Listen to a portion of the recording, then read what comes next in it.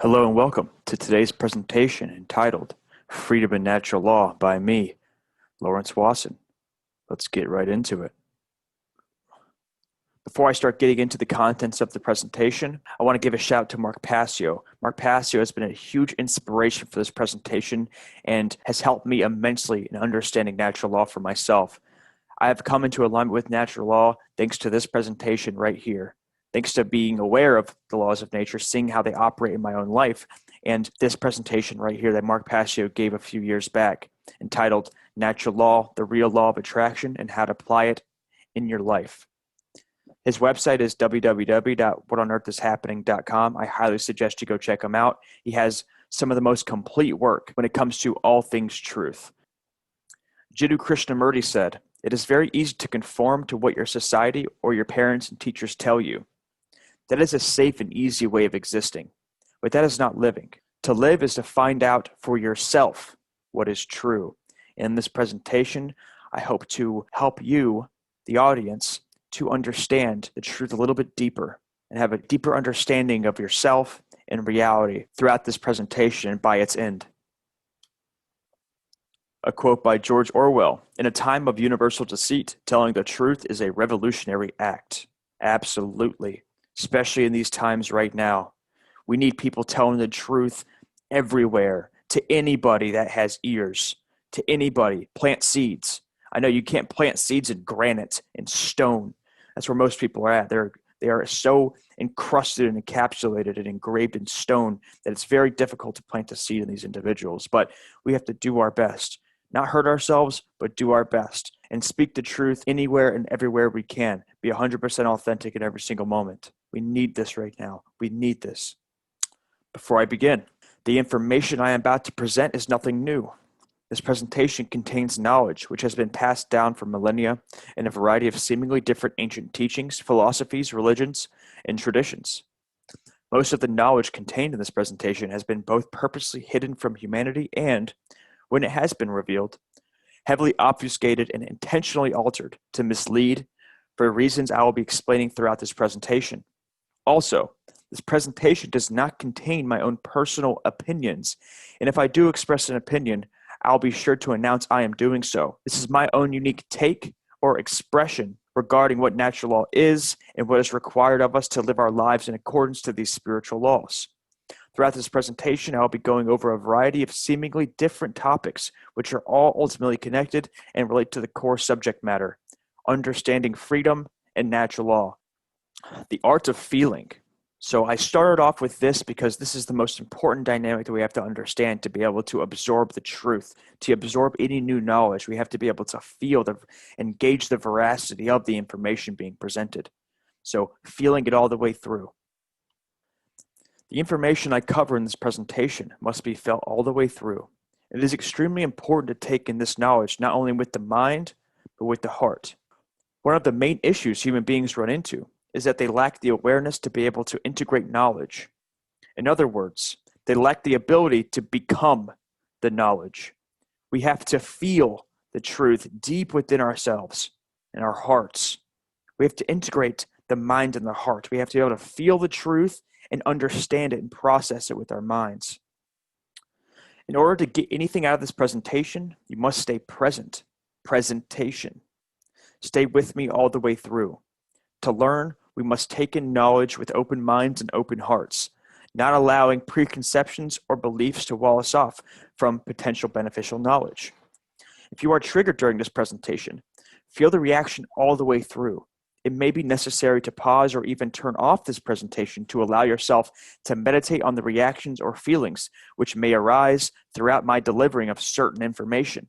This is very important. If you feel triggered, if you feel a certain reaction, if something goes against your belief system, feel that emotion, feel that reaction all the way through. That's how you get to see the truth of it. That's how you get to start to dissolve erroneous belief systems and things that don't need to be in your mind. It's how you purge subconscious programs, toxic subconscious programs. It's how you purge toxic subconscious programs as you feel them inside of you. You feel the expression. In today's world, we do not sit with ourselves and our reactions long enough to understand their roots. Feeling our reactions and responses all the way through is a requirement to understand or come to know anything about ourselves or reality. We are where we are because we have been conditioned to disregard, ignore, and or run away from all perceived threats or signs of danger. In many cases today, the perceived threat or danger is the truth. Most people are so heavily conditioned to run away from any signs of the truth because they don't want responsibility. They don't want to look at themselves. They don't want to look at their own shadow, like in this image here. This guy's running away from his own shadow. This is the current human condition right here. We have to turn around and face the shadow, and integrate the shadow, and use the shadow to be able to help other people integrate their shadow. The shadow is not the enemy. The shadow is the teacher. The fight or flight reaction is commonly initiated when an individual is faced with truth or any knowledge or information which goes against the false beliefs and images one has about oneself and reality. Most everybody has an image about themselves, about the world, about their relationship, about their partner, about the bird, about the squirrel, about the tree, about everything. Most people, they objectify the world unconsciously. They have no idea that they're doing this.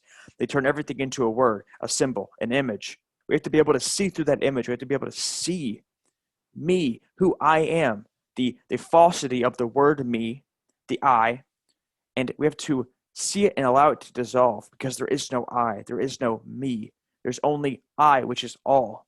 And it's not the word. It's beyond that. I'm going to get into this a little bit deeper throughout this presentation. This type of reaction is fatal, and the more we react in such a way, the further we devolve and decay. To me, it is a crime against ourselves and our fellow human beings to remain in a constant state of stagnation, unwilling to take in any new information because we have already made up our minds about how all of this works. There's nothing more dangerous in the world than the person who has ceased to learn.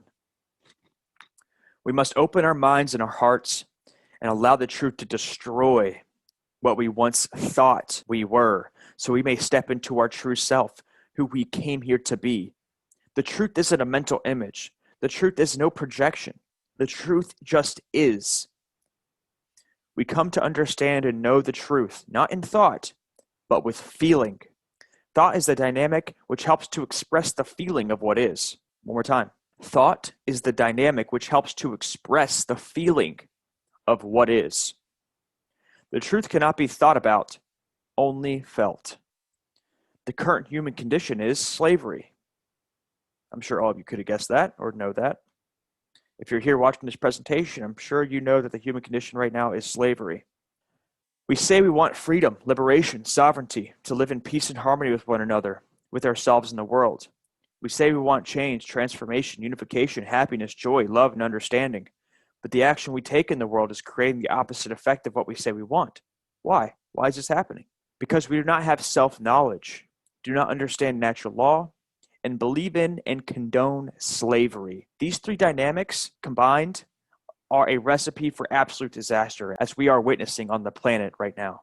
We believe in government. We believe in the legitimacy of authority. We believe that certain people or groups have the right to rule over and oppress us, that certain people or groups have rights which we ourselves do not possess, that other people know what is best for us and our children, that we are powerless, separate beings whose sole purpose in life is to feed the system, and nothing can be further from the truth. The root of all problems we face as a species is that we have little to no understanding of how we and life work. And I put we/life because we are not separate from life. We are life. We lack the spiritual self-knowledge that must be integrated to experience the things we say we want, such as happiness, love, fulfillment, purpose, abundance, balance, clarity, peace, respect, freedom, etc. We do not experience hardly any of these states, all due to a lack of knowledge, care, courage, and ultimately awareness. And I call this the Trinity for manifesting balance. These four dynamics are required to be embodied by any being who wishes to see any real change happen on this planet. If these specific requirements are not met, the conditions which humanity says they want can and will never manifest in reality. You cannot manifest what you say you want in reality, such as balance, clarity, love, without having knowledge, care, courage, and ultimately awareness. Let's get into what this means here. So, requirements for manifesting balance. Here's the Trinity of manifesting balance. knowledge, courage, and care with the all-seeing eye, the illuminated eye. And it also is the anarchy symbol. No masters, no rulers, or no rulers, no slaves. And then the A for awareness. Awareness is in the backdrop of everything. Or seeing ourselves, expressing the courage, expressing the knowledge, absorbing the knowledge, and embodying care. We are aware of it. We are the awareness. We are the observer of the experiencer and of the experience itself. Knowledge is first required to be able to manifest the reality humanity says they want to see.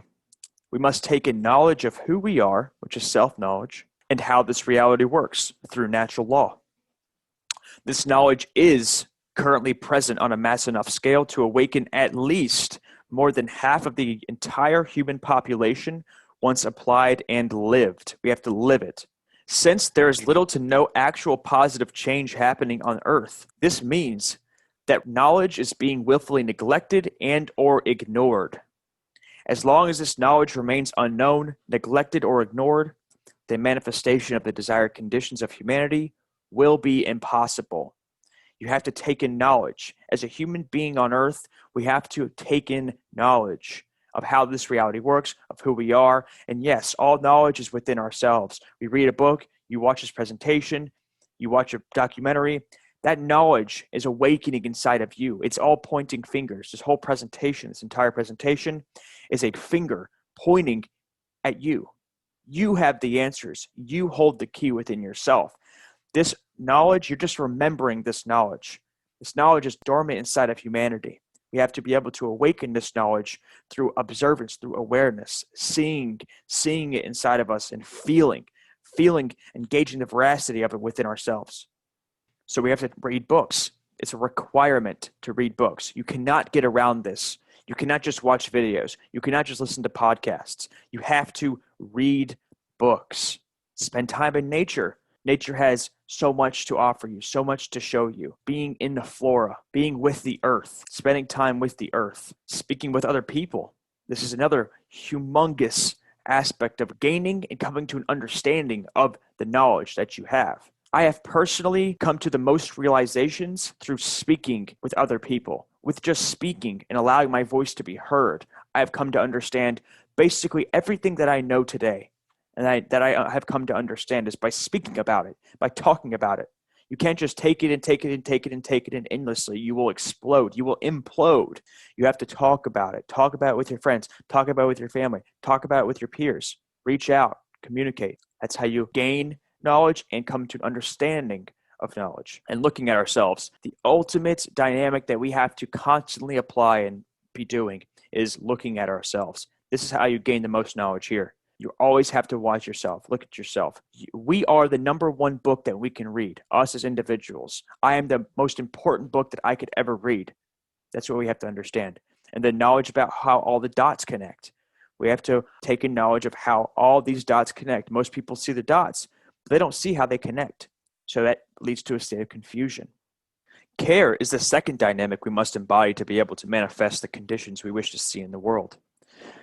Without care, it does not matter how much knowledge or courage an individual has. To care is to live in alignment with natural law and to serve truth.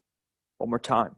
To care is to live in alignment with natural law and to serve truth. Care is also the driving force which governs what our energy is being generated towards.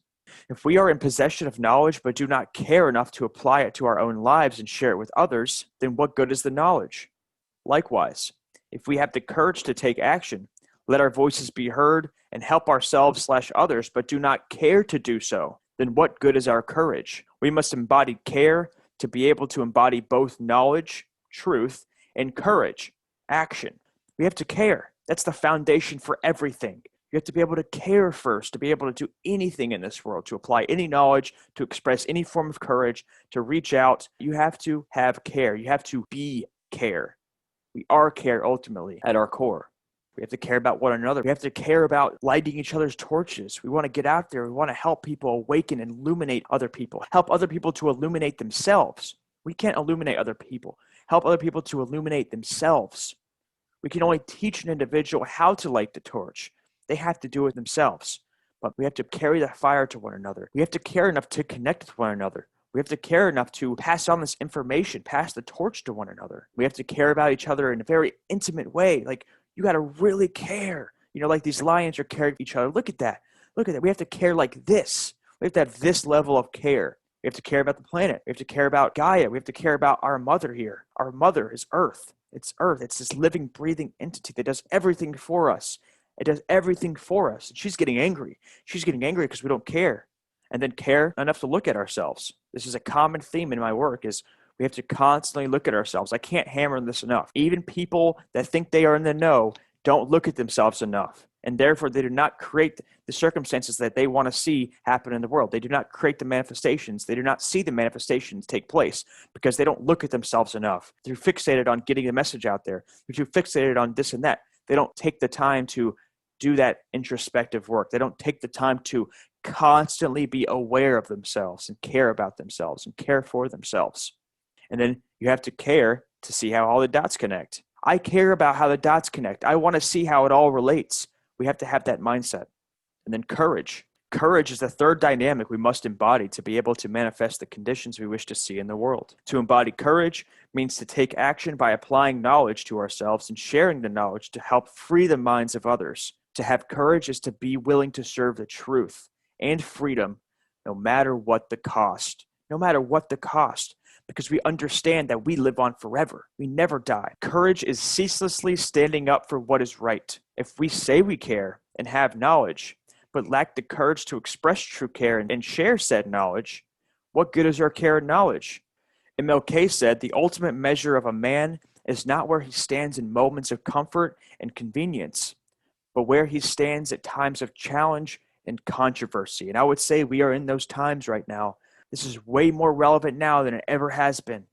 We need to stand up for what is right and express courage and embody courage no matter what the cost. Speak the truth wherever you are. Radiate the truth. Be a lighthouse wherever you are. Don't take the lies. Don't take the bullshit. Don't take the agenda. Don't take the mainstream narrative. You go all the way. You don't back down. You keep going. You never stop. We have to have the courage to be able to face ourselves. Society wants to convince us that we're just little kittens. We're just little baby kittens when we're lions. We are lions inside, deep inside of us. We have to remember who we are. We have to realize that we're lions. We're not just little kittens. And it's okay to be a kitten sometimes. It's okay to be a vulnerable, soft, cuddly, playful kitten. That's important. It's an important aspect of this journey. But ultimately, we have to understand that we are lions. We have to have the courage enough to defend our rights no matter what. And it's more than just the human experience. It's more than just the physical. This is a spiritual war that we are in right now and engaging in. We have to be able to see it and do what is right no matter what. We have to have courage to get up in front of people and speak. We have to have a certain level of courage to start making videos, to start getting it out there, to start letting our voices be heard. It takes vulnerability, which takes so much courage. Being vulnerable is one of the highest forms of courage. And then we have to have courage to look at ourselves. We have to have courage to see ourselves and face our demons and face our trauma and face our shadow, be able to destroy what we once thought we were to be rebirthed into what we actually are at our core. And we have to have courage to be able to see how the dots connect because there's a certain level of responsibility that comes with this. And most people don't want that. Most people don't want that responsibility. Most people don't want that weight on their shoulders because they don't know what to do with it. They don't want the truth. With courage, with care, with knowledge comes responsibility, self-responsibility, and a responsibility to get the message out. So we have to have courage to see how all the dots connect. And then lastly, there's awareness. Awareness is us, the true I. It is the observer of all. Awareness is the observation of the Trinity of manifested balance in action. Along with a deep understanding of natural law, awareness is the master key to create the world we say we want. It is the key element which many humans have not come back to regardless of what they think they know. Again, many people in the truth movement, in the truth community, whatever you want to call it, the anarchist movement, they don't have awareness. They don't have enough awareness to actually embody the truth, embody it fully. I'm talking about 100%. A lot of people in the truth community are still giving their energy to corrupted systems. They're still feeding the narrative. They're still feeding the agenda by being caught up in all the predictions, by being caught up in all the ideas that the system is projecting and portraying. We have to have awareness to not allow ourselves to get caught up in all of it. Awareness is observing how we ourselves operate and how this entire reality operates, which are two inseparable dynamics. Understanding reality means understanding natural law. Understanding implies awareness, always. To heal yourself, to look at your shadow, to do all the things that you say you want to do, and to accomplish all the things you say you want to accomplish, you have to have awareness. You have to be able to see that they're present inside of us. We have to be able to see the conditioning inside of us, to see the programs, to see the behaviors, to watch the behaviors. Without awareness, there is merely the attaching of the principles of natural law and knowledge of life to the ego and mind, turning knowledge into a superficial mental construct, an image. Natural law isn't an image. Knowledge is not an image. None of this is an image. Awareness is not an image. It is a state of being beyond words. We use words to portray a message. Awareness, courage, care, love, everything. It's all beyond words. We have to be able to feel, to be able to see that. You have to be able to witness the truth inside of yourself and see how it operates and see how natural law operates within and around you. And that takes feeling it. To know truth, we have to feel the truth and be aware of it. We turn knowledge into something that is apart from us rather than an aspect of us. It is not enough to only intellectually grasp knowledge with our minds. We must bring this knowledge into the core of our being, process it through experience, communication, and contemplation, and allow ourselves to become it. Become the knowledge through awareness, through integration, through processing, through living the knowledge, seeing how it works. We cannot truly manifest freedom in the world if we ourselves do not live freedom. This is through becoming aware that freedom is what we are. Freedom is awareness, ultimately. Freedom is awareness. All freedom stems from internal freedom. You have to free yourself internally and psychologically before you will create any freedom, true freedom in the world. So you have to free yourself, free your own mind, free your own heart to be able to express and manifest and establish freedom in the world. And freedom is what we are. We are freedom. We have to understand this.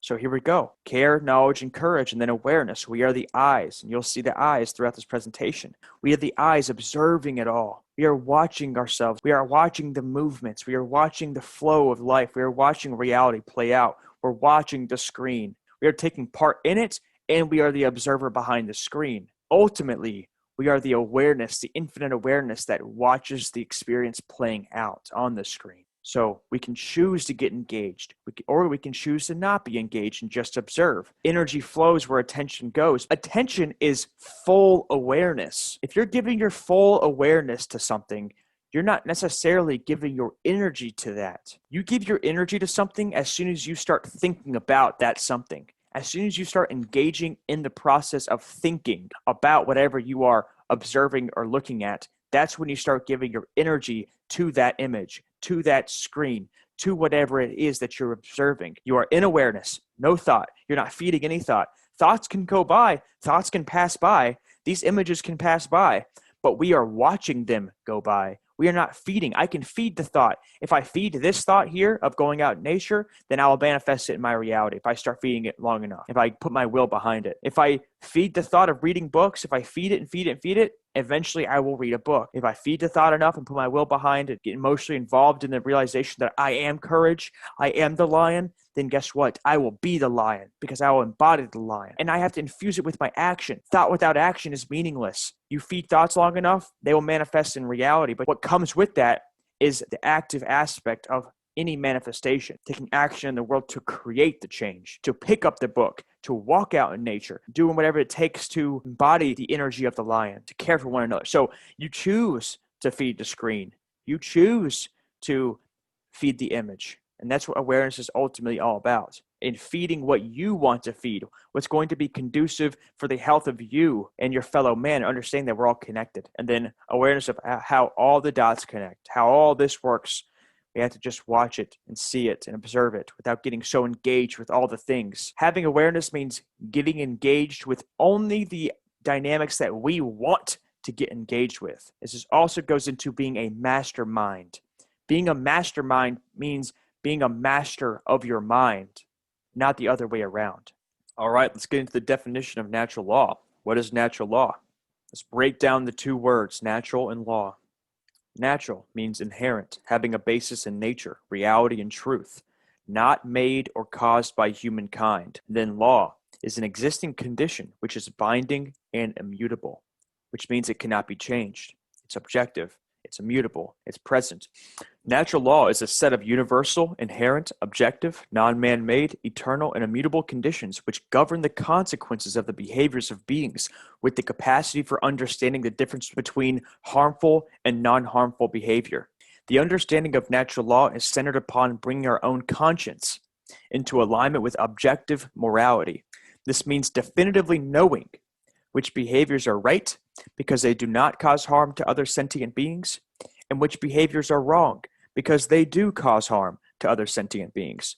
Natural law, the laws of morality, are objective. They are objective and immutable. They are here, they are present, no matter if you believe in them or not. It doesn't require your belief. It's just like gravity. If you fall, gravity will take you. If you jump off that cliff, no matter what you believe, you can have a whole religion dedicated to anti-gravity and how gravity doesn't exist. But if you fall off that cliff, gravity will take you no matter what. That's natural law. Natural law is always here. It's ever present, no matter what. Occult knowledge. Let's see the relevance of occult knowledge to freedom and natural law, life in general. The word occult is derived from the Latin adjective occultus, meaning hidden, which comes from the Latin verb occultare, which means to hide, to conceal, and to keep secret. So occult simply means hidden. This hidden knowledge is the knowledge of who we are, which is consciousness, and how this reality works through natural law. Occult doesn't mean cult. Occult simply means hidden. That's it. It just means hidden. So occult knowledge is hidden knowledge. Such knowledge is not commonly known because it has been deliberately hidden in order to create and maintain a power differential between those who hold that information, which is the control system, and those who are ignorant of it, which is the masses, the general population. So in the pyramid here, the less than 1% hold the knowledge of natural law, who we are, what's going on, etc. And then here's the general population in ignorance. And as you go up the pyramid, less and less knowledge is known by the individuals in the hierarchical structures, in certain organizations, corporations. It's in everything, military groups, government. The higher you go, the less people know. The only individuals who really know or in the know when it comes to this knowledge is the ones at the top of the pyramid. The knowledge of natural law and how it operates is some of the most deeply occulted information on Earth, which the control system seeks to keep hidden from the people of Earth at all costs, because its understanding would level out the playing field and put an end to the currently entrenched systems of control. If we understand who we are, and we know how this universe operates and this world operates, then we cannot be controlled. So they have to keep this knowledge hidden from us. If we understand our power, our true nature, we are uncontrollable. We are literally out of control. Understanding versus belief. The one who lives in truth does not believe, they know. Truth requires no belief. Regardless of what you think, we have the capacity to know things. Regardless of what you believe in, we do. We have the ability and the capacity to know things, regardless of belief. Belief is largely irrelevant when it comes to understanding natural law, truth, morality, or anything pertaining to ourselves and reality. Belief thwarts our progress in consciousness since it requires no actual inquiry into what everyone is believing in. Belief always requires reinforcement in order for it to stay alive, as in it needs other people believing in the same thing. You need a constant reinforcement, constant talking about it to convince yourself that it's real, to convince yourself that it's something true. Belief is illusory in nature and a construct of thought. The only purpose belief serves is to keep people from gaining knowledge and understanding. It has no substance in and of itself and must be eradicated from our psyches so we may come to discover and understand dynamics such as natural law, ourselves, and our place in the universe, which requires no belief. Understanding natural law, ourselves, and our place in the universe, etc., does not require belief. Just because we do not believe something exists doesn't mean that it doesn't exist. It just means that we are ignorant of the truth of its existence or the fact of its existence. On the other hand, natural law does not rely on human beings believing in it for it to exist. All we can do is become aware of natural law and live in alignment with its principles. This requires no belief. For example, most people have no idea that natural law exists even though these laws are intricately woven into the very fabric of existence itself and are inherently present whether human beings exist or are aware of them or not. Natural law is something that is always at work in our lives, regardless of our beliefs. Again, like the law of gravity, it exists regardless of what you believe, if you believe it or not. You jump off the cliff, it's going to take you, no matter if you believe in gravity or not. The only time belief can be a necessary, useful tool is when beginning the journey of truth discovery. And I use the word tool because we can't just believe without inquiring. We can use belief as a tool to understand ourselves and the world and reality better. We can. It's possible. It can be helpful to have faith and believe that there is such thing as truth to help us to understand it and become aware of its existence, especially if we have been living our lives in ignorance and fear. Once we start recognizing the existence of truth and have started embodying it, belief is no longer necessary. We must know the truth in the very core of our being. It is not a matter of belief. Ultimately, we are the truth. Ultimately, we are the truth. This whole process of existence is coming back to what we are, truth, coming back to it, knowing ourselves. That's what knowing yourself means. Know thyself, and you will know the gods in the universe. That is what this means. Know thyself, because you can know what's happening. You can know natural law. You can know things here. All right, let's differentiate truth versus perception. The truth is objective, meaning that it is not based on the perception of human beings. The truth is objective, meaning that it is not based on the perceptions of human beings. Take that in, swallow that, absorb it all the way. The truth is objective, meaning that it is not based on the perceptions of human beings. The truth is objective, not subjective. You don't make it up. People don't make it up. Humans don't make it up. The truth is objective. Truth is simply that which is.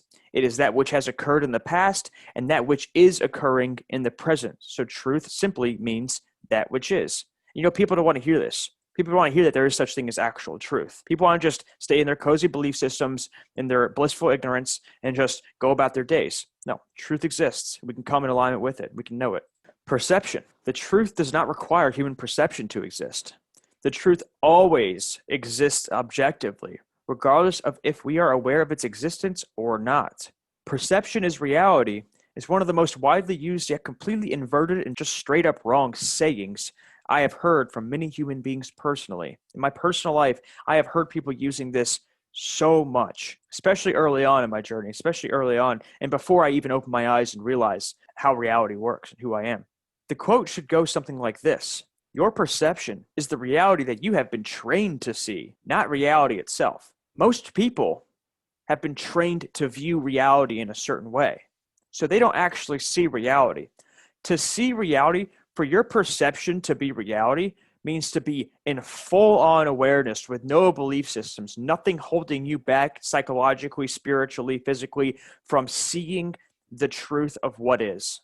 That is the only time perception can be or is reality. But there is such a few amount of people that actually embody that on this planet that perception is not reality. Perception is your reality. Perception is what you perceive to be reality. Perception is only reality if you have the eyes clear enough to see reality. Consciousness in the brain. This is an important one. Very important to understand consciousness in the brain. So this is the dictionary definition of consciousness, which the dictionary did a great job. It does a great job in describing and defining what consciousness is. Although it's very hard to define. Consciousness is very hard to define. Consciousness is awareness of one's own existence, sensations, thoughts, surroundings, behavior, etc. This is spot on. It is. It's awareness of myself. It's awareness of my sensations, my thoughts, my surroundings, my environment, my behavior, how I dress, how I talk, how I eat, how I drink, how I think. It's all of it. That's full-on awareness, full spectrum awareness of that which is, of the moment, of the present moment, within and around you. Consciousness is the thoughts and feelings collectively of an individual or an aggregate of people. So the collective consciousness, if you've heard that term used before, it's the collective consciousness. So we're all having an effect on the collective consciousness in every moment. To be able to feel that and be aware of the thoughts and feelings of the collective, of your environment, of other human beings, is to be in consciousness. 3, full activity of the mind and senses, as in waking life. Your mind is fully activated. You are conscious of your mind. You are conscious of the existence of the mind and your senses, your 5, 6, 15, however many senses that we have. I think we have a lot of senses. So you're fully aware of all of these senses at once. You might not be able to describe them, but you are aware of their existence. You are aware of them. It doesn't mean your eyes are just open and you're just lollygagging through reality. You're just walking around, eating food, watching TV. No, it's not being in consciousness. It's not being in that level of awareness. Full activity of mind and senses means there's no contradiction between your mind, your thoughts, your actions, your emotions. You're fully activated and online. And then consciousness is awareness of something for what it is, internal knowledge. Now, you could sum up consciousness really with internal knowledge. It's knowing yourself. It's knowing yourself and therefore knowing others, knowing how reality operates. You know yourself. The more you know yourself, the more you know how all of this works. Consciousness is the ability of a being to perceive and recognize patterns and meaning in relation to events taking place, both within oneself and in the reality in which the self exists and operates, which the self, the capital S self, our true self, who we are, in which the self exists and operates in connection to all. You have to have awakened consciousness. You have to be in full awareness to perceive this, to see reality for what it is, to see yourself for what you are. And ultimately, consciousness is awareness. And you'll hear me talking about awareness a lot more in this presentation because it is vitally important to understand. It's vitally important to come back into. Expressions of consciousness. Consciousness is expressed through our thoughts, our emotions, and our actions. When we have activated, harmonized thoughts, emotions, and actions, we are allowing consciousness to flow through us fluently with little to no obstruction. Consciousness flows through our thoughts, our emotions, and our actions. Mind, body, spirit. That's how we use consciousness to create. We allow consciousness to flow through us. So consciousness operates in human beings through our thoughts, emotions, and actions. To have activated online actions, thoughts, and emotions is to be fully conscious and aware. The human brain. Brain health plays a vital role in human behavior, so it is extremely important for human beings to become familiar with how the brain operates. 3 main complexes comprise the human brain. The first complex is the R complex, or the reptilian brain, which facilitates basic survival functions. Then the limbic system, which is the mammalian brain, which facilitates human emotion. It's also called the midbrain. And then the neocortex, the human brain, which facilitates higher thought functions and conscience. The neocortex of the brain has 2 hemispheres. The left brain hemisphere largely facilitates logical and scientific thought, while the right brain hemisphere largely facilitates creativity and compassion. When both hemispheres are in balance, the neocortex acts in its proper role as the executive command center of the human brain, and true intelligence, intellect plus creativity, is born. To have true intelligence means that your brain is in balance, not imbalanced, but it is in balance. It is a state of harmony and union. There is a marriage between the feminine and the masculine components of the brain. If a human being's left brain hemisphere becomes chronically dominant, the R complex will take over executive function of the brain, and the person will become ruled by selfishness and low-level base desires. They will develop a personality based in domination and control. If a human being's right brain hemisphere becomes chronically dominant, the limbic system will take over executive function of the brain, and the person will become ruled by their own emotions and develop a personality based in submissiveness and naivete. And that's not to say they're ruled by their feelings. Right-brained dominant individuals are not ruled by feelings because feeling implies awareness. Feeling always implies awareness. They're ruled by their emotions, unchecked emotions, not feelings, because feeling implies awareness. And so here it is. The masculine left brain is the solar aspect. It's the yang, active, analytical. It's responsible for reasoning, facts. It's objective. It facilitates linear thought, structure, and aggression. And aggression is not always a bad thing. Aggression is not always a bad thing. Aggression can be used consciously and used to help, not hurt. And then the feminine aspect, the right brain, is the lunar aspect. The yin, passive, imagination, responsible for imagination, intuition, Creativity, it is subjective. It's responsible and facilitates holistic thought largely. It's the spontaneous component, and it facilitates compassion. So in unison, you activate the third eye, the pineal gland, and your brain is fully online and balanced, ready to channel consciousness, ready to channel that God energy through itself, to be able to operate fluently in this world, to be able to perceive things clearly. This is how you understand things. You have to bring your brain in a state of balance. Human nature. Is human nature good or evil? It's neither. Human beings are not good or evil. I'm not speaking about our spiritual nature. I'm talking about the nature of a human being, a human physical being. It's neither good or evil inherently. There's a lot of religion to say, oh, they're natural born sinners, they're evil, they're corrupted at birth. This is untrue. And nor is it, oh, humans are just good, they're all good, and they're just capable of nothing but love, but they just get corrupted. No, it's neither. But human beings are programmable. The human structure, the physiology of a human being is programmable, much like computers.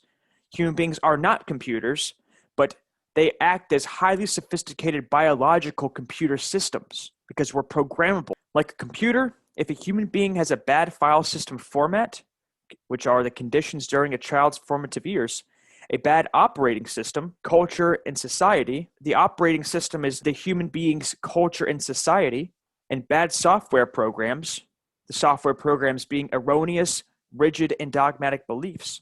Their output, which is their behavior, onto the screen, which is life, will also be bad and will contribute to deteriorating conditions on a mass scale.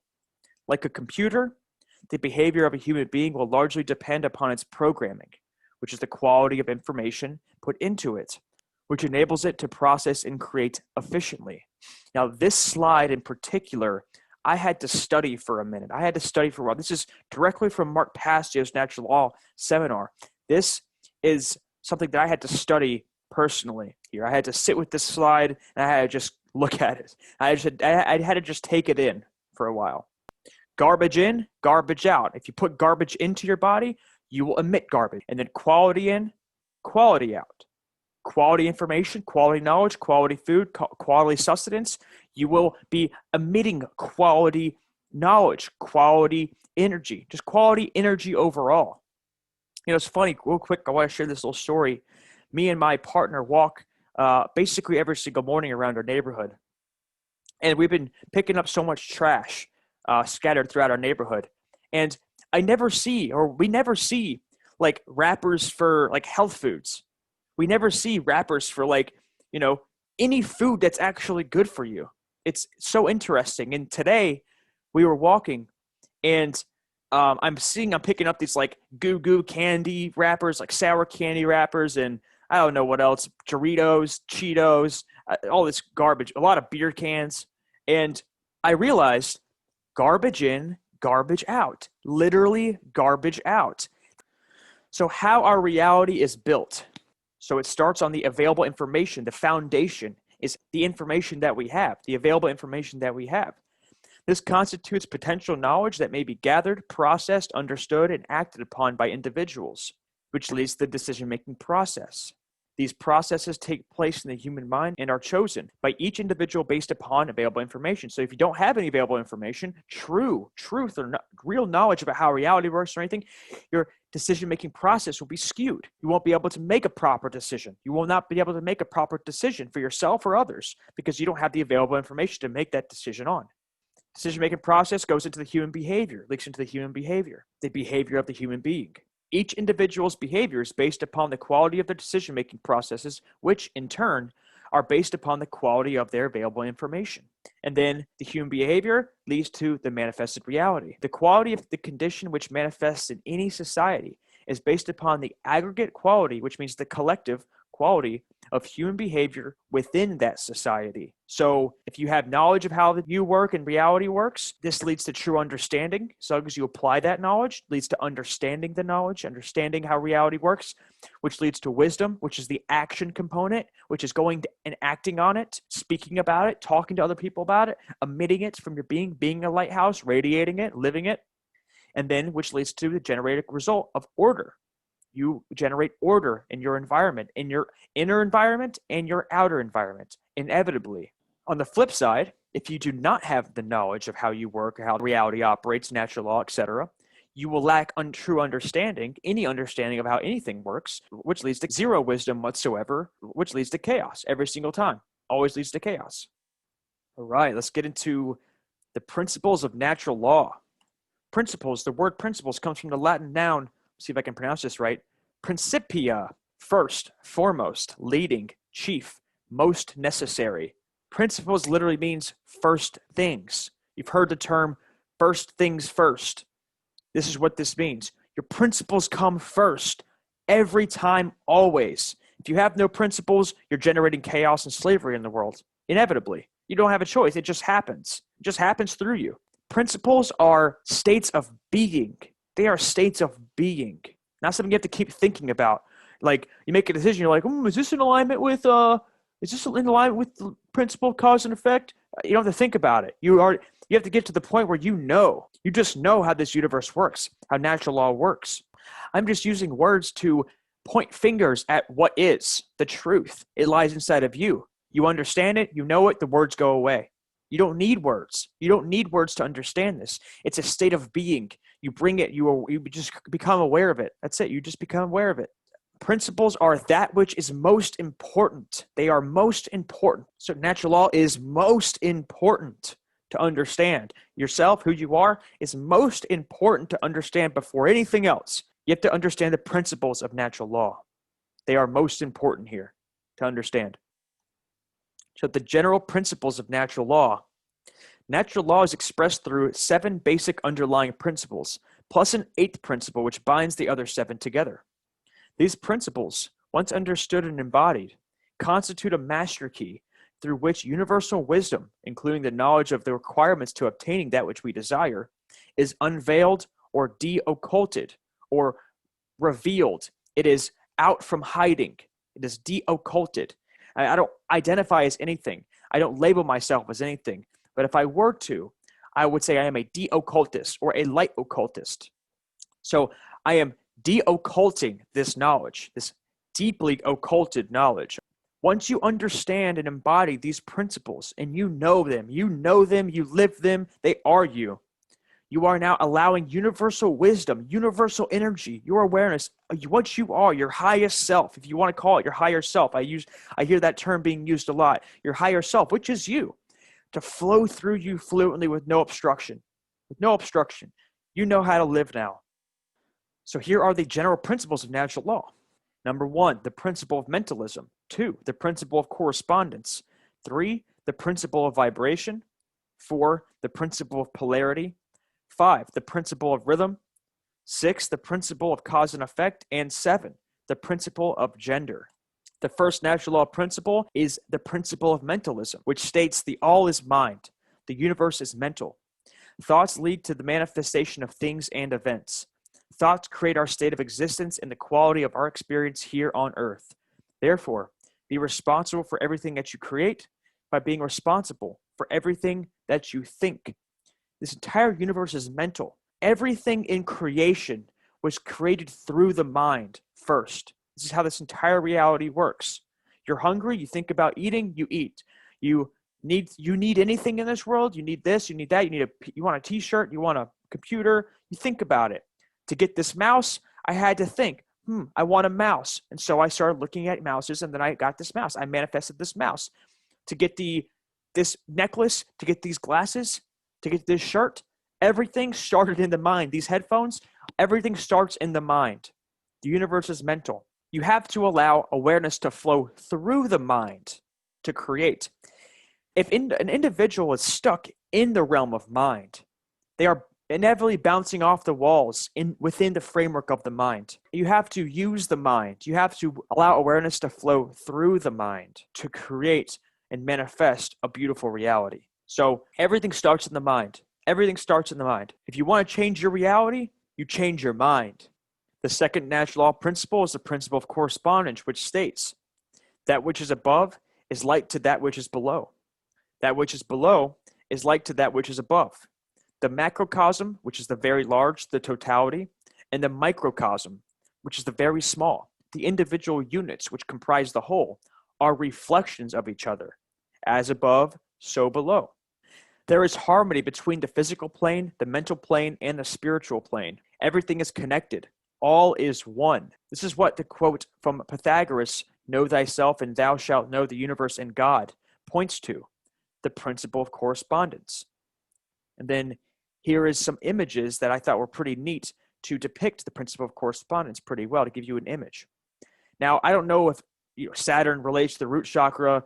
I don't know if these planets relate to these chakras, but it's just relaying a message. Again, this is just to relay a message to you.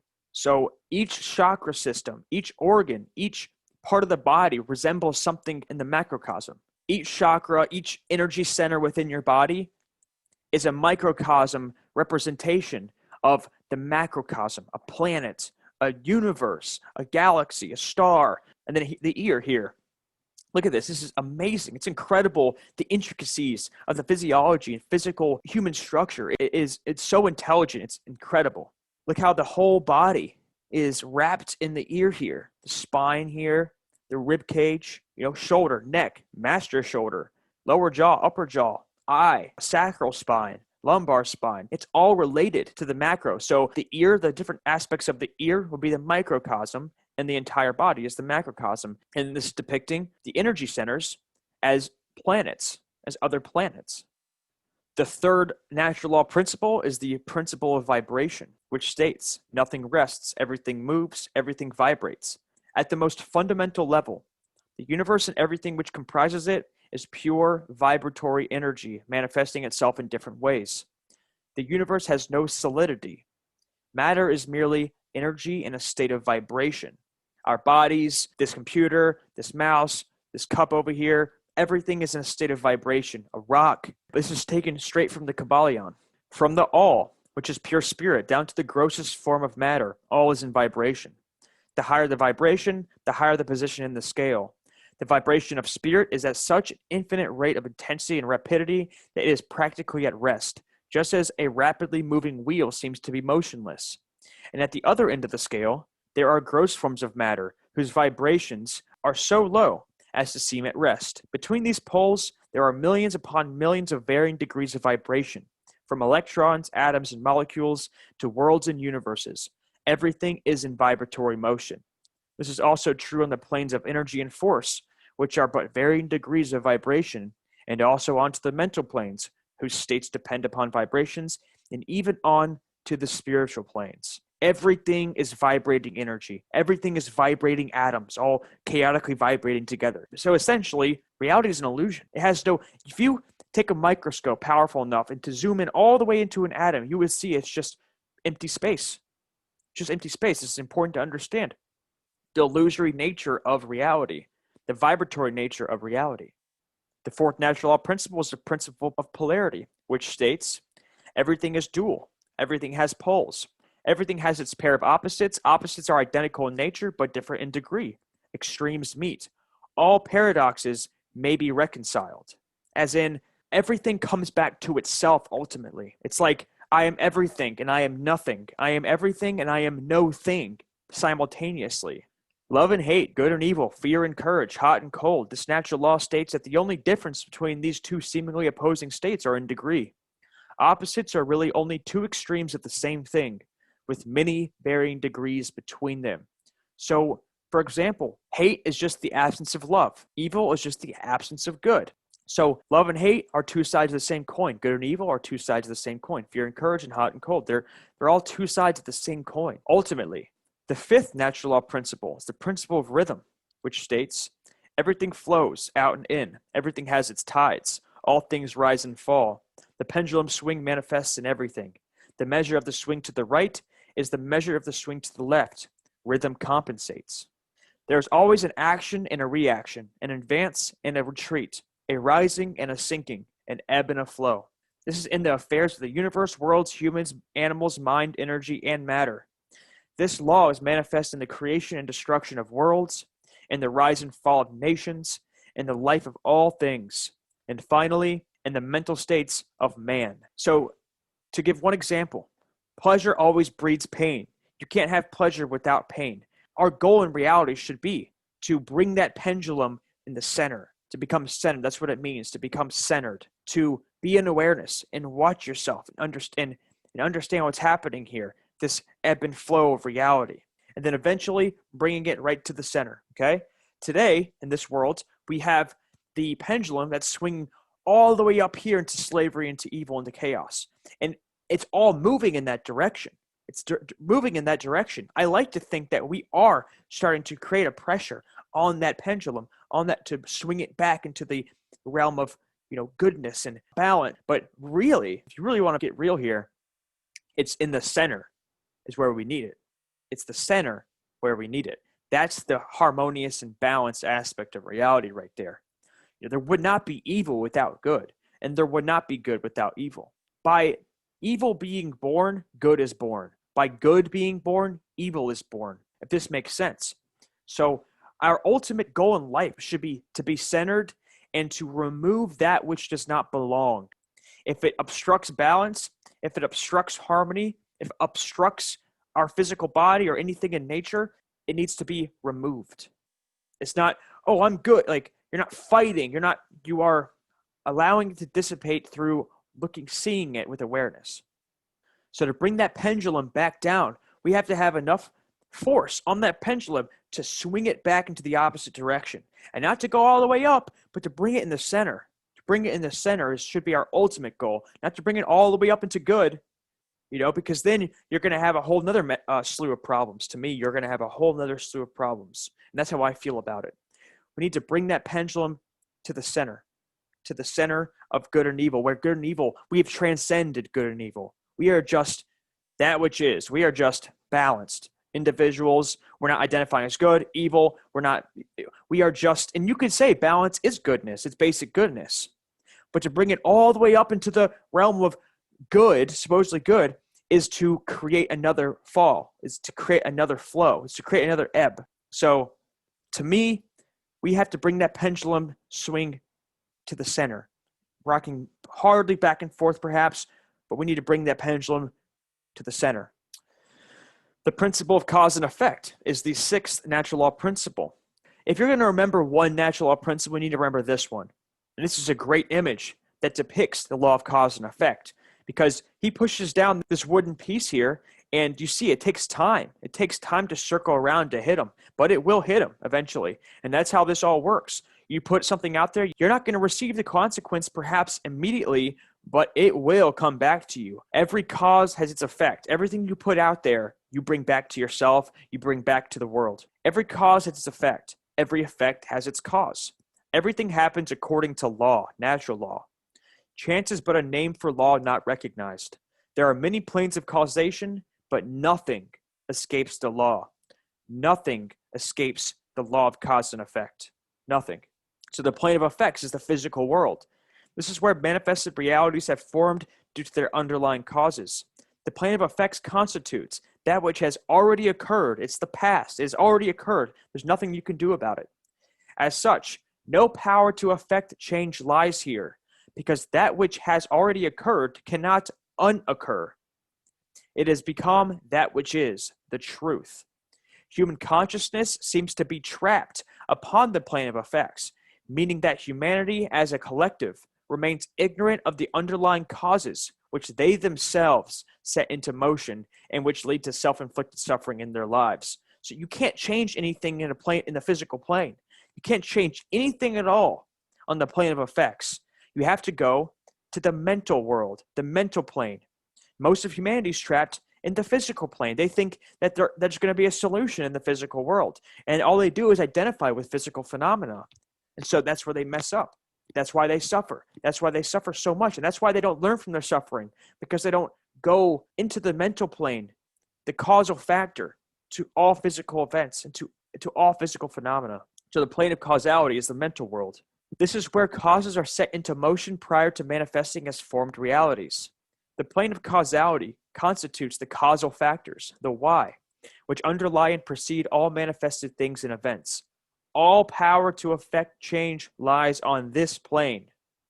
Human consciousness must redirect its attention from the plane of effects to the plane of causality. in order for human beings to understand the root causes of the conditions which they are collectively manifesting in their lives.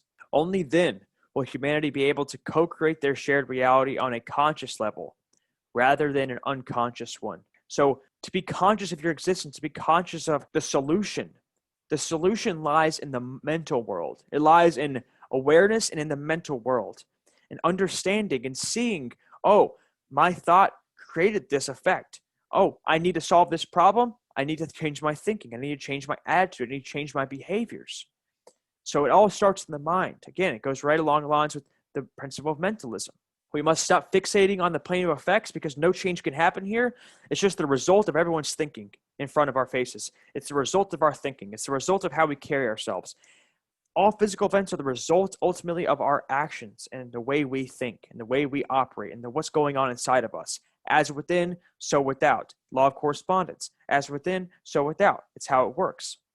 So the plane of causality is the mental world, which is the why. It's why things happened. It's why the war happened. It's why the virus happened. It's why, you have cancer. Why did it happen? Because of here. Because of how you thought about yourself.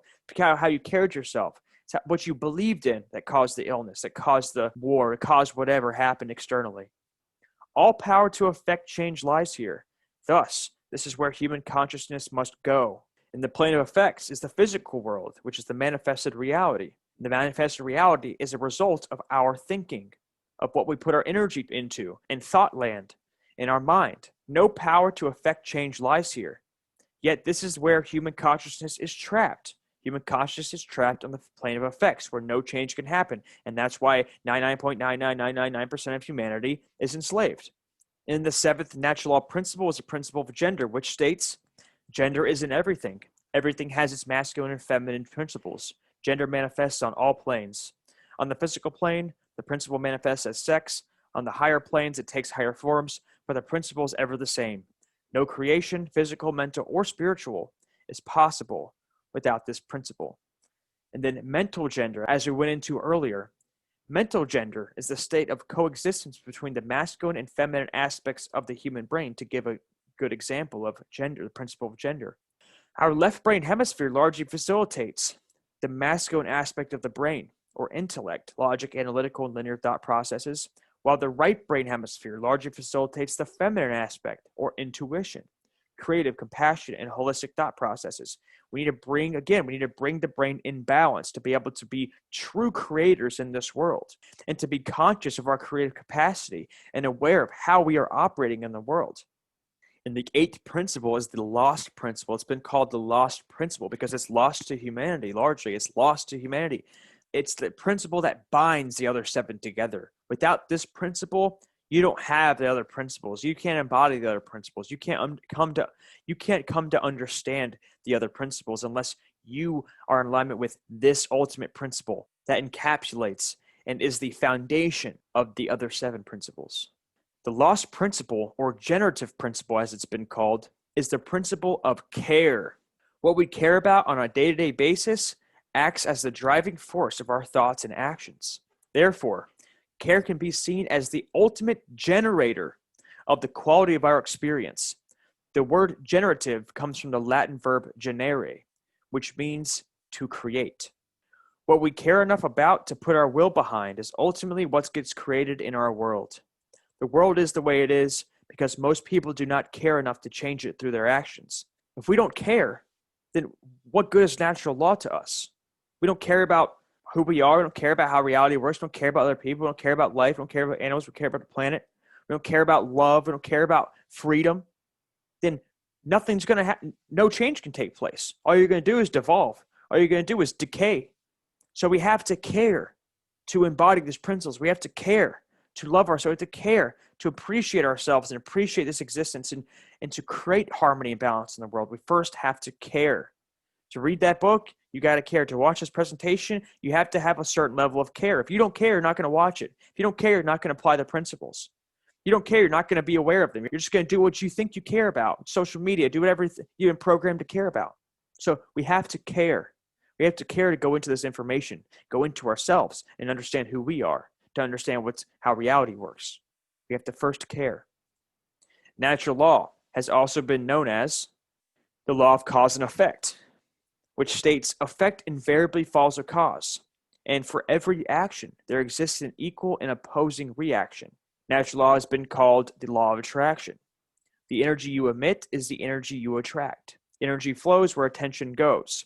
As you think, so you shall be.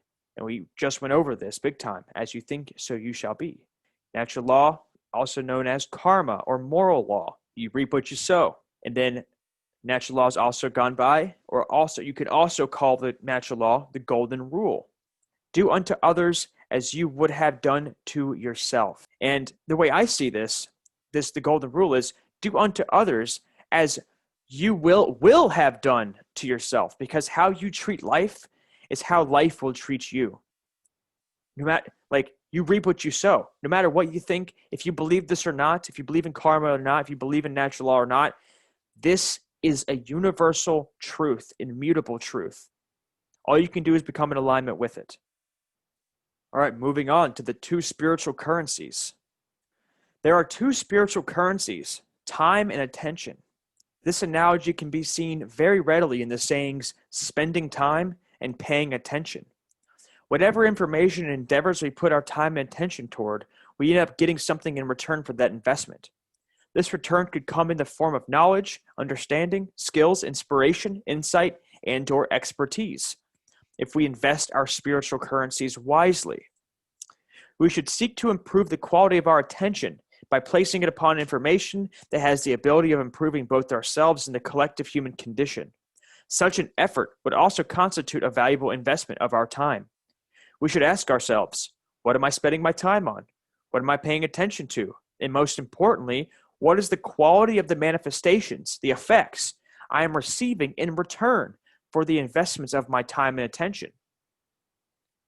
Are you spending your time paying attention to the TV screen, news, the media, the mainstream media? Are you escaping your reality on the TV, just listening to everything that they're saying? Are you spending your time paying attention to drinking, paying attention to gossiping with your friends, just escaping your reality, playing video games, laying on the couch, sleeping, eating whatever you want to eat, just eating whatever tastes good, whatever brings you pleasure, just paying attention to the social media, just sitting on your phones, sitting on your social media accounts, trying to get attention from other people, because you don't give yourself the attention that you need. You don't look at your own self. These are all forms of escapism. This is all escapism here.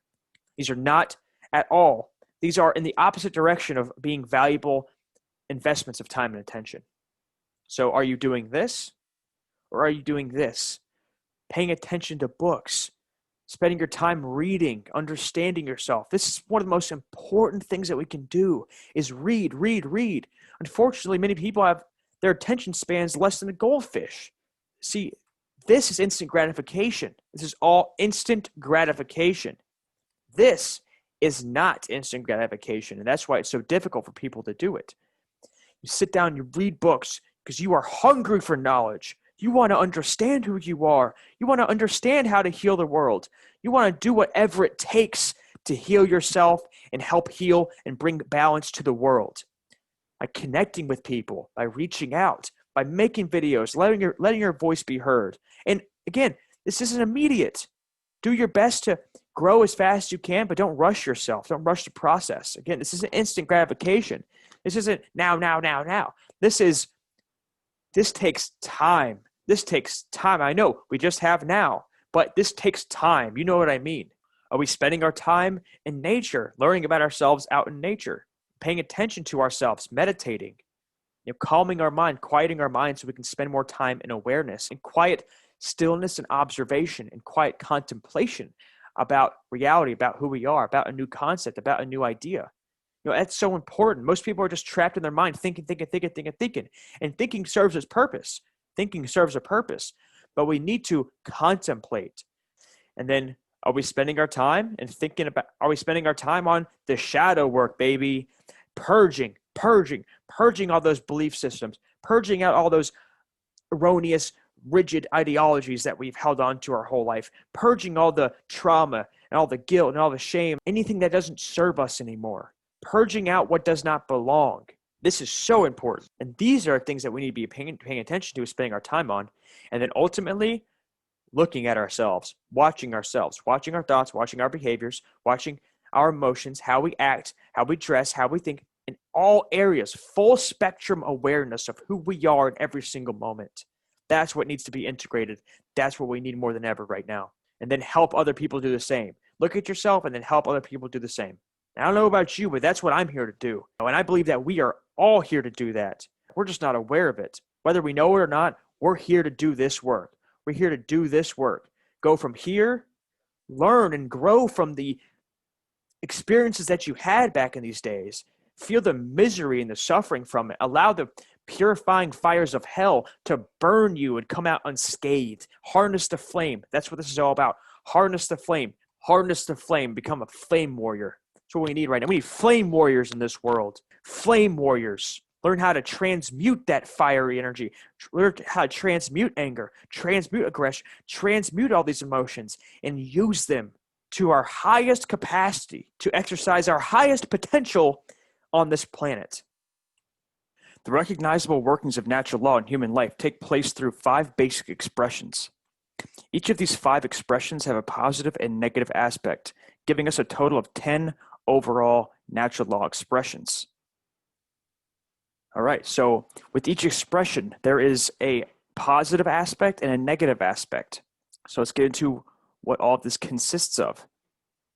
The first expression is the generative polarity, what we use to create. So this is the foundation. This is where everything starts from.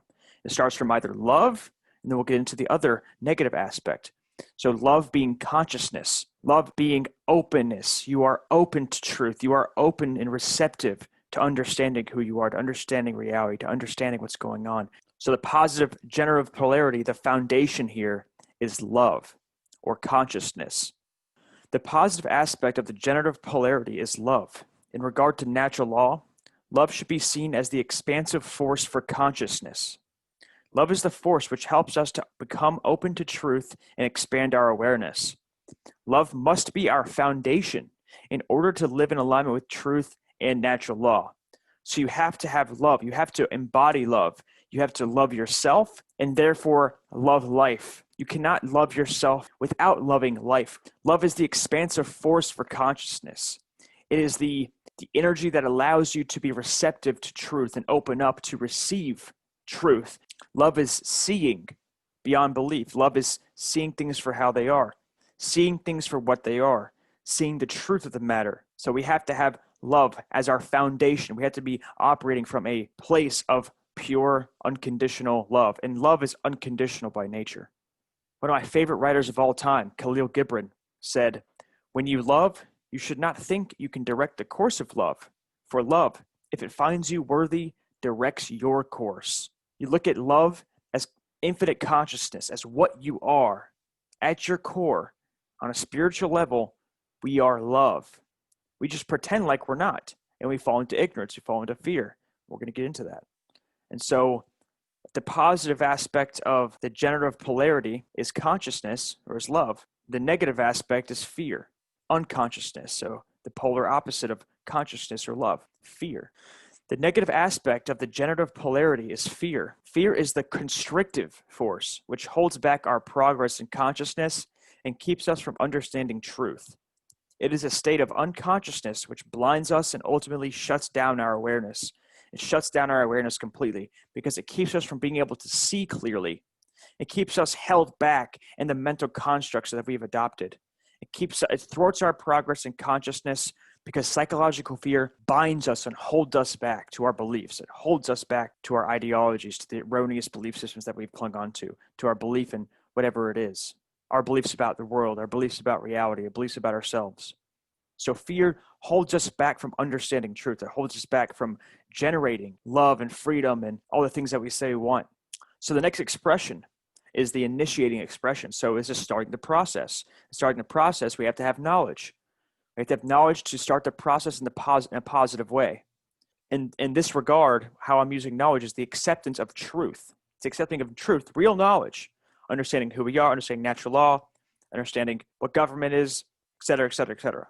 So the foundation is love, leads to the initiating expression being knowledge, because if you have love, if your foundation is love, you will be receptive to knowledge. You will be receptive to truth. The positive aspect of the initiating expression is knowledge, or the acceptance of truth. Knowledge positively influences the quality of our lives because it positively influences our decision-making processes in all areas of our lives.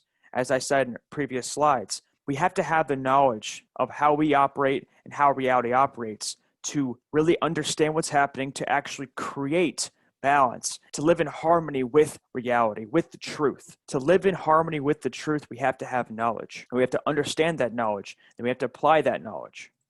Frederick Douglass said, "Knowledge makes a man unfit to be a slave," because it does. You will see slavery for what it is if you have knowledge. You can't be enslaved if you have knowledge of how reality works, who you are, your true power. No one can enslave you. No one can bind you back. No one can hold you back. You will unlock your inherent freedom within, and nothing can stop you from expressing that if you have knowledge of who you are and how reality works. So the positive aspect was knowledge. The negative aspect is, or the negative expression is ignorance, the refusal of truth. So fear leads to ignorance, always. Fear doesn't lead to knowledge, ever. Fear, unconsciousness always leads to the refusal of truth, ignorance, because you're not conscious, you're not aware, you're not willing to be aware. You're just embedded in ignorance, stuck in your belief systems, stuck in the ideas that you have about reality. And so you're initiating expression, starting the process from ignorance. So you have no knowledge. You don't have the knowledge of natural law. You don't know how reality operates. So you can't function properly in the world. So you're going to create negative experiences for yourself and others. The negative aspect of the initiating expression is ignorance, or refusal of truth.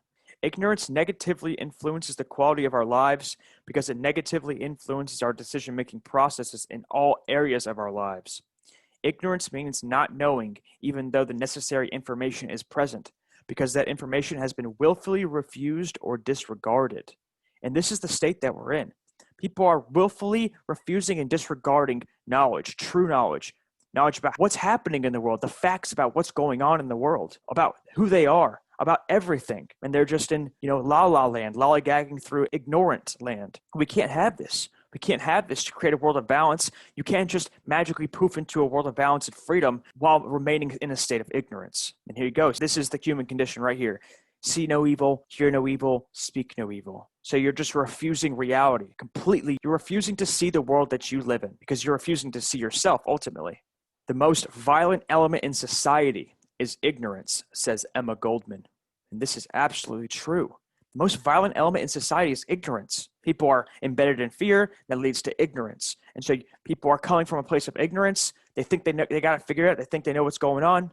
And they just perpetuate that ignorance and propagate it, and then ignorance begets ignorance. And you just got a bunch of people that are just ignorant following each other because it's easier to stay in ignorance when you're in a state of unconsciousness than to absorb truth and find out who you are. Because knowing the truth and having love implies self-awareness. Love implies I am actively, or I have healed my shadows. I have healed my demons. I have looked at myself. But we remain ignorant because we're not willing to do that work. Because that's the work that we have to start with, is ourselves. Mark Passio said, "Willful ignorance in the presence of knowledge is the measure of a bad person." Absolutely. If you're willfully refusing knowledge, it's in your face. If you're willfully ignoring what is the truth of things, you are inevitably acting like a bad person. Person coming from, I believe it's the Greek or Latin, persona, which means mask. Fake means fake. If you're willfully ignoring knowledge in your face, the truth, you're inevitably going to be embodying the characteristics of a bad person. That's just how it is. Miles Davis, knowledge is freedom and ignorance is slavery. There you go. No euphemisms, just straight to the point, cut and dry. Knowledge is freedom and ignorance is slavery. And Thomas Jefferson lastly said, if a nation expects to be ignorant and free in a state of civilization, it expects what never was and never will be. You cannot have freedom and ignorance. It is impossible. It is impossible. It's an impossibility to have ignorance and freedom. You have to have knowledge to establish a world of freedom, to establish a state of freedom. Knowledge must be obtained and applied and understood and then embodied. So the initiating expression leads to the internal expression. So what happens inside of us as a result of having knowledge or having ignorance? And the positive aspect of the internal expression is sovereignty, or internal monarchy, as Mark Passio calls it. Internal monarchy is one ruler within. One ruler within. I am my own ruler. No one has the right to rule over me. The positive aspect of the internal expression is sovereignty, or what can be referred to as internal monarchy, one ruler within. As a state of consciousness, sovereignty means that one has unified the three aspects which their consciousness flows through to the extent that there is no contradiction between one's thoughts, emotions, and actions. So you are fully online, you are fully conscious and aware of yourself and your surroundings. You know what's happening. You can read the matrix code and you understand that you are a sovereign being. You are a sovereign being. You're responsible for yourself, and you are the only one in the universe that has the right to rule over yourself. You own your body. You're responsible for your thoughts. You're not responsible for the thoughts of others. You're not responsible for the healing of others. You're not responsible for the sovereignty of others. You are a sovereign being within yourself. No one has the right to rule over you. So you have to have no contradiction between your thoughts, emotions, and actions. It means if you're thinking one thing and then you're acting in another way, you're not embodying sovereignty. You're not embodying true knowledge. You don't have true knowledge if your thoughts contradict your emotions and contradict your actions. You have to have 100% balance between your thoughts, emotions, and actions. The word sovereign is derived from the Latin adverb super, above, and the Latin noun regnum, rulership and control. Thus, sovereign means one who is above the rulership or control of another. Sovereign means not a subject or a slave. So what happens inside of us as a result of fear and ignorance is confusion or internal anarchy. Internal anarchy meaning there's no ruler within. No one's home. There's no one home. It's just programming, just conditioning operating the vessel. So inevitably you're going to be torn into multiple directions because you're just going to be acting in ways which your society tells you to act. The negative aspect of the internal expression is confusion, or what can be referred to as internal anarchy. No ruler within. Confusion is the state of mind in which the being is ruled by fear and ignorance. Confusion could be seen as internal opposition or being torn apart from within, such that one's thoughts, emotions, and actions are in perpetual contradiction to each other. And this is the state that humanity is in right now. And it has been for a long time, just confusion. And then there's a lot of people that are in straight ignorance thinking they got it figured out, but deep down they're confused. But they're not willing to face that they're confused. If you were willing to face your confusion, then there might be a spark of awakening through that, but no. So the foundation leads to the initiating expression, which leads to the internal expression, which leads to the external expression, the manifestation, the physical manifestation in society. So what happens in society as a result of your foundation being love or consciousness, having knowledge, having accepted the truth and brought it into your being and lived it through sovereignty, understanding that you are your own master, you are your own ruler only. No one has the right to rule over another, which leads to the external expression of freedom, external anarchy. The positive aspect of the external expression is freedom, or what can be referred to as external anarchy, no external ruler. True freedom for all should be seen as the ultimate goal of spiritual development. Such a state can only manifest when human society collectively lives in alignment with natural law. Freedom can only be expressed and be manifested when the society who wishes to be free lives in alignment with natural law. Your foundation has to be love. You have to absorb and take in knowledge and apply it and become it. You have to realize that you're a sovereign being and your state of being is sovereignty. Regardless if you believe it or not, you are a sovereign being from birth, and that will lead to freedom. That's the only way. That's the only true path to freedom. And then fear leads to ignorance, leads to confusion, which leads to the external expression of control. External monarchy, one ruler without. Or in other words, someone will rule you if nobody's home. Nobody's home. There's somebody in this world today that's going to take over your mind, take over your being, take over your life. The negative aspect of the external expression is control, or what can be referred to as external monarchy, one external ruler. Control is the pathway to all forms of evil and destruction. It results when a society lives in direct opposition to natural law. If you live in direct opposition to natural law, this is the result, and we see this today. This is happening today. And then lastly, the manifestation, the result we create, the result of having a foundation of love, having knowledge, understanding our sovereignty, living in our sovereignty, manifesting freedom. The result is order, or manifested good, or manifested balance. So love leads to knowledge, leads to sovereignty, leads to freedom, and leads to order. The positive manifestation is order, or manifested goodness. Order represents everything we say we want. Order results only when there is balance or moral rightness, which can only be present when truth has been accepted and integrated and our behavior has been brought into harmony with natural law. Order results only when there is balance, or individuals in society on an individual level and collectively living in moral rightness, or living morally correct, living moral lives, or just living commonsensically. This is all common sense, really. It is common sense. But we've been so heavily programmed in the opposite direction, and everything's been so inverted. You have to really look at yourself and listen to your heart to be able to sense and feel the truth. So our behavior has to be brought into harmony with natural law for order to be established. And then fear leads to ignorance, leads to confusion, leads to control, and then finally leads to chaos or manifested evil. The negative manifestation is chaos or manifested evil. Chaos is the exact opposite of what we say we want. Chaos results when there is widespread imbalance and injustice, which is a direct result of widespread ignorance of truth and behavior which is in opposition to natural law. And here's the result. If you see what's happening in the world, if you see clearly with clear eyes and you're fully awake, you're conscious of yourself and your surroundings, if you can see with clear eyes, you can see this without everyone's guard up, without the smiling masks. This is what people look like. Seriously, this is what people look like. Without not only the smiling masks, but the masks that people are wearing today, the physical masks on their face. This is what they look like, especially on the inside. On the inside, this is what people really look like as a result of fear, as a result of ignorance, as a result of being absolutely confused. Everyone's always torn. This is the current state. This is the current human condition. Only there's masks over these beings' faces now. So people are becoming more brain dead than ever. So it can only go in one direction. Love or consciousness can only lead to knowledge or the acceptance of truth, which can only lead to sovereignty or internal monarchy, which can only lead to freedom or external anarchy, which can only lead to order or manifested good. And real quick, to backtrack, anarchy means no masters, no external masters. And so if you have no masters, you have no slaves.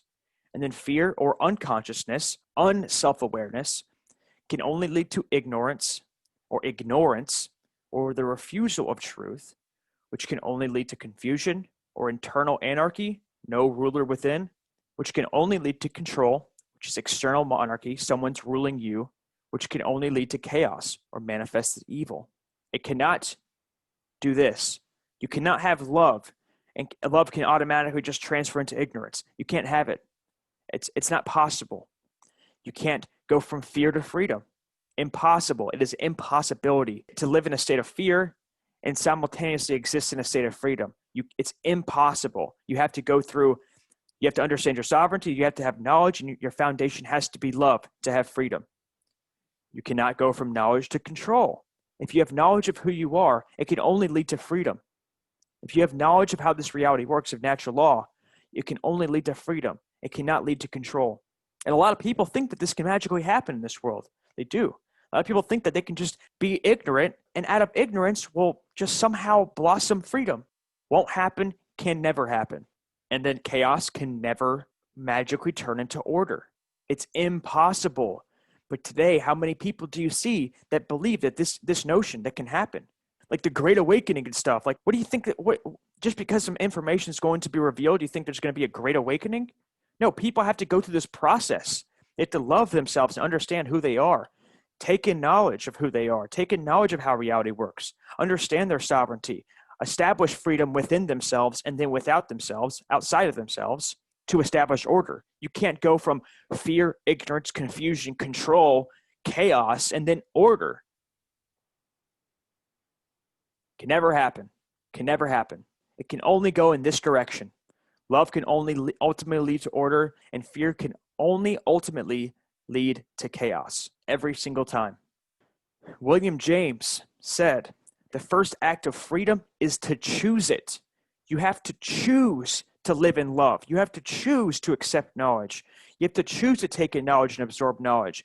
You have to choose to live in sovereignty. It's a choice. It's a choice. And you have to choose freedom. You say, I'm going to establish freedom no matter what the cost, no matter what. I'm here to establish freedom. I am freedom. I am freedom, and I choose freedom over all else, no matter what. So what do you choose? Do you choose order or do you choose chaos? Do you choose freedom or do you choose slavery? The choice is yours, because right now, this is where we're at. Understanding right and wrong. The difference between right and wrong does not fluctuate. It is immutable, said Patrick Henry. Morality. A deep understanding of morality lies at the very heart of natural law. Another name for natural law is moral law, or the laws of morality. In this image here, conformity is doing what everybody else is doing regardless of what is right. And then morality is doing what is right regardless of what everyone else is doing. And this is what we need. This is what we need. This is what's happening, conformity right now in the world. This is what we need. People living morally, no matter what everybody else is doing. Understanding rights. Rights are most easily understood when they are filtered through apophatic inquiry.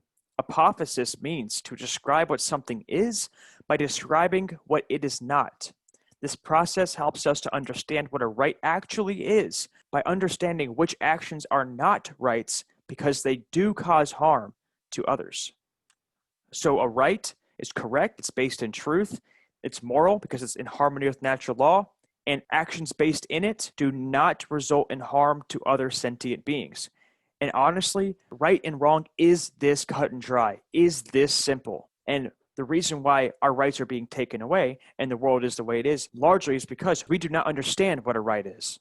It's this simple. It's this simple. Pause this slide, take a picture of it, study it, study it, study it, take it in, take it in, take it in. And then a wrong. It's incorrect because it's not based in truth. It's immoral because it goes in direct opposition to natural law, and actions based in it result in harm to other sentient beings. Again, it's that simple. Okay, natural law transgressions. The 5 natural law transgressions or harmful actions are murder and assault, rape, theft, trespass, and coercion. These are wrongdoings. Every harmful action that a human being is capable of taking is a form of theft. Some form of property is always being stolen when a wrongdoing is committed. Life is a form of property. Rights are a form of property, and freedom is a form of property. And again, these are words that we're using here. Okay? People could debate this. I understand why. I understand the different angles that you can take when it comes to this. But we're using words to minimize and to get to the point quicker, to be able to get to the understanding quicker. So it is most easily understood when you see it from this lens and this angle. To me, it is, at least. So murder or assault, you are stealing or taking a life which does not belong to you or you don't have the right to take. Rape, you are entering into somebody or taking somebody's sexual preference away, somebody's ability to choose for themselves a sexual partner. Nobody has the right to do that. And a lot of times when it comes to rape, there's also assault happening with rape. So it's a 2-in-1 combo that is completely immoral and is a natural law transgression. Theft, stealing something that does not belong to you, taking something that does not belong to you, that is not yours to take. Trespassing is you're entering somebody's domain without their permission. Coercion, stealing somebody's right to think for themselves and make decisions on their own. Ability to go places that they want to go. Be free on their own terms. Be just free in general. Coercion is threatening somebody with violence if they do not conform. Threatening somebody with violence if they do not do something that is being told of them. Nobody has that right. It's a harmful action. That's a natural law transgression. Nobody has that right to threaten somebody with violence to get them to do something that they don't want to do. A living being or their property must have been harmed in order for a violation of natural law or a wrongdoing to have taken place. Any action which does not cause such harm is a right. So no victim, no crime. If there's no victim, there's no crime done. And remember, a right is any action which does not do harm to another sentient being, and a wrong is an action which does do harm to another sentient being. And it's that cut and dry. It is that black and white. It really is. People don't want to hear that. People don't want to believe that. People want to think, people make rights and wrongs out to be this complex web of, intricacies that you can't come to understand. No, it's really simple. It's really simple. There is no such thing as the delegation of a wrong. In other words, if a specific action is not a right for any individual, then that action cannot be delegated, granted, or licensed to any other individual or group and magically called a right. This can never happen. That action forever remains a wrong under natural law. So you cannot delegate to somebody a wrong and magically turn it into a right. Just because you delegate a wrong to somebody doesn't make it a right. Never, ever, ever is that a thing. Never. It doesn't matter who told you. It doesn't matter what alien or extraterrestrial race convinced you that you can do certain things because your blood or because of your genetics or because it doesn't matter. It doesn't matter who you think you are. It doesn't matter how many titles you have. It doesn't matter how high in the pyramid you are. It don't matter. Bottom of the pyramid, top of the pyramid, middle of the pyramid, all the same rights. All the same rights. Under natural law, everybody has the same rights. If a specific action is not a right for any individual, then that action cannot be delegated or granted to any other individual or group. A wrong cannot be turned into a right, and a right cannot be turned into a wrong. This goes in direct opposition to popular belief. Most people believe that there are people out there that can magically turn a right into a wrong and vice versa. The truth is, these things can never happen in reality, regardless of how many people believe that they can. Rights are inherent to creation and have been ingrained into the fabric of reality by the creator of the universe itself. They are objective, immutable, unalterable, and unchangeable. Okay, let's get into force versus violence. A lot of people don't know this right here. A lot of people don't know what the difference between force and violence is. Force and violence are often spoken about as if they are the same and used interchangeably, when in fact they are diametrically opposed polar opposites. Force is the capacity to do work or cause physical change, energy, strength, active power. Force is action which is in harmony with morality and natural law because it does not violate others' rights. And force is an action or any action which one always possesses the right to take, includes defense against violence. So using defensive force is not an act of violence. Violence is the immoral initiation of physical power to coerce, compel, or restrain. Violence is coercive action which is in opposition to morality and natural law because it involves the violation of others' rights, because you're doing harm to another sentient being, which constitutes a violent act, an act of violence. Violence is an action or actions which one never possesses the right to take, ever, no matter who told you to do it, no matter where the order's coming from, no matter what you believe. To act in violence is to act in a way which no one ever possesses the right, no matter your beliefs, no matter your programming, no matter your conditioning, no matter what you think about the world, no matter what you think you are, no matter what kind of clothes you wear, badges you have, or titles you have, you never have the right to harm another sentient being. Human beings possess the natural right to defend themselves from violence with defensive physical force. A person who is accosted by violence possesses the right to stop the person who is conducting the violence with any amount of force necessary to stop the attack, up to and including deadly force, depending on the situation. You have to feel that out for yourself if you get yourself in a certain situation where you need to use defensive force to stop an act of violence. So somebody who is accosted by violence, no matter who it is that's accosting the individual or holding the individual down or acting violently towards the individual, no matter who it is, no matter what they represent, no matter where they come from, the individual who is being violently attacked or coerced has every single right in accordance to natural law to defend themselves and their property and their rights, no matter what you believe. So, does violence become a right when government does it? Do I even need to answer that question? The question answers itself. What's your first thought? What's your first intuition? Beyond this presentation, what's your first feeling about that? Anybody with half a brain cell would say, no, never. Never does violence become a right when government does it. So, macing people, peacefully protesting, just macing people, this looks like straight bear mace. I mean, You have to be the most callous, cut-off individual on the planet to initiate such harm to another being. Really, you might as well just take the mace cannons and face it directly towards your own eyes and your own face, because that's what you're basically doing there. People have no idea. People have no idea the harm that they're doing to themselves when they initiate such acts of terror and violence. Going in and stealing property from other people. All of this, absolutely immoral. Absolutely immoral. Taking guns, taking substances, whatever it is, it doesn't matter. We have the right to possess whatever we want to possess. We have the right to have as many firearms, as many weapons as we want. And no one can tell us that we can have a limited amount of whatever it is. As long as we're not doing harm to anybody, no one has the right to coerce us into not having certain substances, not having certain weapons, not having certain whatever. We have the right to ingest what we want to ingest into our own bodies.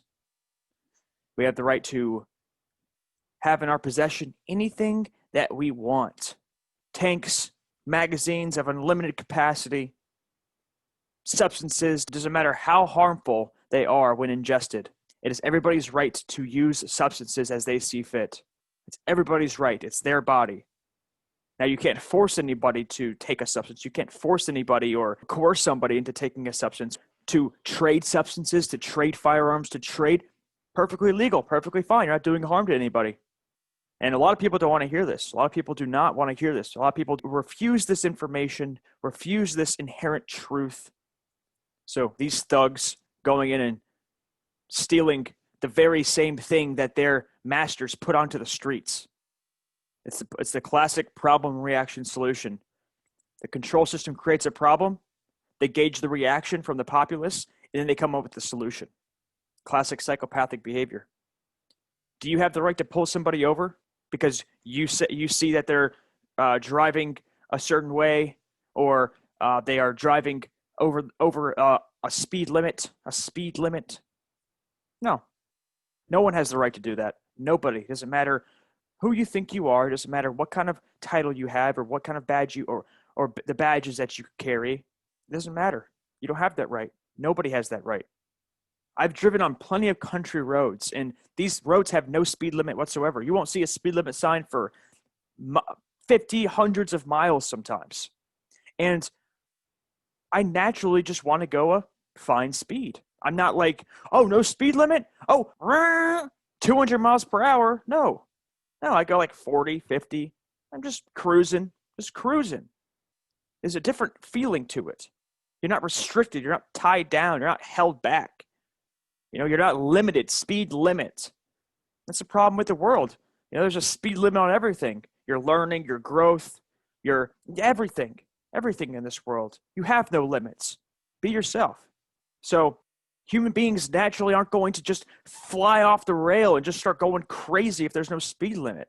Who's going to make sure everyone's not going crazy? You see, that's a construct. They created that. They created the idea if we have no government or we have no speed limit or whatever it is, there's just going to be absolute chaos. And there might be for a little bit, and you have to embrace that reality. You have to embrace that, the potential. You have to embrace the potential for chaos. But that's maybe what it takes to live in a free world, to live in freedom. So no one has the right to pull somebody over. Nobody has the right to, and this is an act of violence. You are threatening somebody with violence if they do not pull over. Just by putting these lights on behind somebody, you are coercing somebody into conformity. You don't have that right. Nobody has that right. I don't care who you are. And this is where we're at right here. This is where we're at. Tanks. Yeah, we're just here to maintain peace and harmony and balance in the world. We're us police officers with full-on riot gear and highly sophisticated tanks. Looks like a freaking AI device up here. I don't even know what the hell was going on with these tanks these days that they're using against their own citizens, their brothers and sisters they live amongst. I mean, how brainwashed do you have to be? And this moron right here. Make sure you pay your taxes, otherwise you can get into a lot of trouble. That's how they do it. They coerce you and they threaten you with death. They threaten you with violence to get you to conform. Nobody has the right to initiate or enact violence upon another, no matter what. And look at the faces of these individuals. Study the faces of these individuals. You could see all the pain and all the trauma and all the bullying that they were, subjected to when they were younger, and all the mommy and daddy issues that they have. Look at them. Look at them. Just big babies and are psychologically broken. It's all order followers are. That's all. I was an order follower. I was in the Marine Corps for 4 years. I know. I was in the same mindset.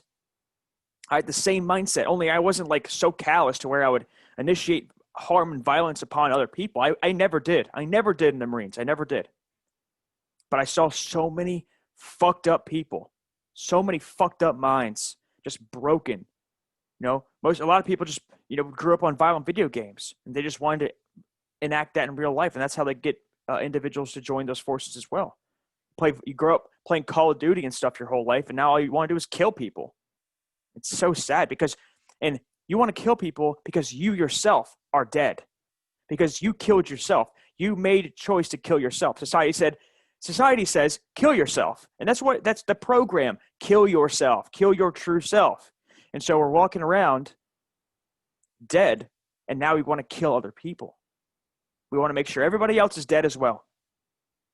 And that's the root of it. That's the root of it. And then just this one picture, for obvious reasons. Study this picture. It's so sad. This is so sad. Already programming a small child driving her little fancy car. All the programming happening in this. This is a very powerful message that extends way beyond what this picture depicts. Programming a child to conform. And they probably think it's cute. Look at this guy over here just taking a video or taking pictures. Oh, how cute. Oh, how cute. There's nothing cute, silly, or funny about this. This is disgusting. Most people will find this so funny and cute. Ha ha. Oh. It's terribly disgusting. I wouldn't be surprised if this isn't a real ticket. All right, moving on to the 2 pillars. The 2 pillars of enlightenment. So there's a sacred feminine principle or the non-aggression principle. The first pillar of enlightenment is the sacred feminine principle, also called the non-aggression principle. This principle states, do not engage in violence. The non-aggression principle states, do not engage in violence. It's that simple. Just don't hurt each other. Just don't hurt one another. Don't act in ways or don't give your energy to systems that are hurting others. In other words, do not immorally initiate non-rightful use of physical power to coerce, constrain, or compel the rightful physical behavior or free will choice of another sentient being. It's really, really, really simple. Seriously, it's stupid simple. Don't hurt one another. Ask questions before you act. Ask questions before you feed a thought. Ask questions before you initiate any type of action in the world. Ask, is this action going to lead to the suffering of others? Is this action going to lead to me harming another being? Am I voting for this master going to harm other beings? Is my putting my energy towards this system going to ultimately harm other sentient beings, human beings, animal life, the earth in general? You have to ask these questions. And then the second pillar of enlightenment is the sacred masculine principle or the self-defense principle. The principle states, sentient beings have the inherent right to use force to defend themselves from violence conducted upon them by another. This is inherent to creation. No matter who believes it or not, this is a fact. It doesn't matter who is conducting the violence. We have the right to defend that violence with any amount of force necessary to stop the violence. So when you bring them together, the sacred feminine, sacred masculine principle, or the non-aggression principle, and the self-defense principle, you have a spiritually awakened, online, connected human being that is reconnected into awareness of who they are. We have to exercise both brain hemispheres, both modalities. And like Mark Passio says, do no harm, but take no shit. That's how we have to live in every moment. Do no harm, but take no shit. All right, now we're going to get into conscience, what conscience means. Conscience comes from the Latin prefix con, which means together, and the Latin verb siere, to know and to understand. So conscience means to know together, or common sense. Conscience is common sense. All of this knowledge should be common sense, but we've been so diverted and so steered away from this knowledge, and we're so far gone that we don't have common sense whatsoever. It's virtually non-existent in today's world. And I see plenty of people that are exercising common sense. When I go out in the world and I start walking around in the world and I start driving around, I'm seeing no common sense at all. So to know together, conscience means to know together. Common sense is the definitive knowledge of the objective difference between right and wrong according to natural law. That's common sense. That's exercising true conscience. Conscience is utilizing one's own free will to choose right action over wrong action. Once the knowledge of the objective difference between right and wrong according to natural law has been acquired and integrated. So you have to have the knowledge of right and wrong. You have to understand what rights are and what constitutes a wrong behavior to exercise your free will to choose right over wrong consciously. And everyone's making a choice no matter what. Natural law works perfectly. It works flawlessly. If you initiate a harmful action, you're going to receive the consequence for that harmful action that you radiated throughout the universe. If you exercise a right action, you'll receive a return for that action as a direct result for that action. So we have to make a choice. And no matter how ignorant you are, no matter what, you still have a choice. You still have a choice. Before I begin with part 4, I just want to say that all of this knowledge, I've said this before, but I'm going to be persistent in talking about this. All of this knowledge is not mine. The words that I use, the images, all of it is just depicting something that is wordless. It is representing something. All symbols, all words are representing something that is beyond words. So none of this knowledge is my own. I don't claim ownership over this knowledge. I am simply relaying a message that I have received, that I've come to understand within myself and about the world. I'm relaying a message in this presentation, my own unique expression. I'm sharing my gifts. This is what I came here to do. So don't get held up on the words. Don't get held up on the definitions. Don't get held up. Just feel the message. Feel the overall energy of what is attempting to be shaken inside of you. This whole presentation is designed to help you to not only free your mind, but if you have already freed your mind, to come to a deeper understanding of how reality works, yourself and how reality works. Natural law isn't the principle of vibration, the principle of mentalism, etc. You have to reach beyond those words. You have to feel the truth of what they are and witness them yourself beyond words. I can't stress the importance enough of looking beyond the words and feeling. That's why I started this presentation with feeling, using your feelings to understand anything in life. You have to use your feelings. But before you can do that, you have to remove what blocks you from feeling.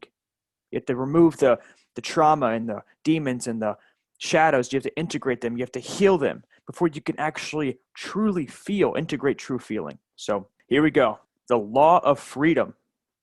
Freedom and morality are directly proportional. The law of freedom states, as morality increases, freedom increases. As morality declines, freedom declines. This is the law of freedom. True freedom can never exist in a society that embraces moral relativism, which is the idea that there is no inherent and objective difference between right and wrong. So humanity may arbitrarily create or decide what right and wrong is for themselves. And a lot of people are moral relativists in this world. They have no idea that there is an objective difference between right behavior and wrong behavior, and right actions and wrong actions. There are inherent and objective differences between right and wrong. So true freedom can never exist in a society that embraces moral relativism. We get to make up what right and wrong are. We get to decide what right and wrong are. No such thing. No one gets to decide that. So let's look at the difference between man's law and natural law. Man's law being government, where all legislation is signed, where all these illusory laws are created. And before I even go any further, the other day I was contemplating the existence of the illusion of government, and an image formed in my mind's eye of a parasite in each country, in each plane of the world. A parasite, just umbrella, it's like an umbrella, like a tick, just sucking those societies dry of their life essence, of their life force, just sucking it dry. And it's not like the parasite even comes forcibly, because it doesn't. The parasite has its minions convince us and manipulate us through subliminal programming, through TV shows, through endless slews of propaganda, social media, etc. The education system, it manipulates us into believing in it. It manipulates us to give our energy to it. We are willingly giving our power away to systems of control. We are willingly giving our energy to other people, other beings, because we believe we have no power. So it's like the parasites are sucking these countries. Government is a parasite, and these parasites are in different forms, seemingly different forms, all over the world, all over the planet. These governments exist, and they're just sucking their societies dry of their lifeblood, of their life essence. And we allow it to happen.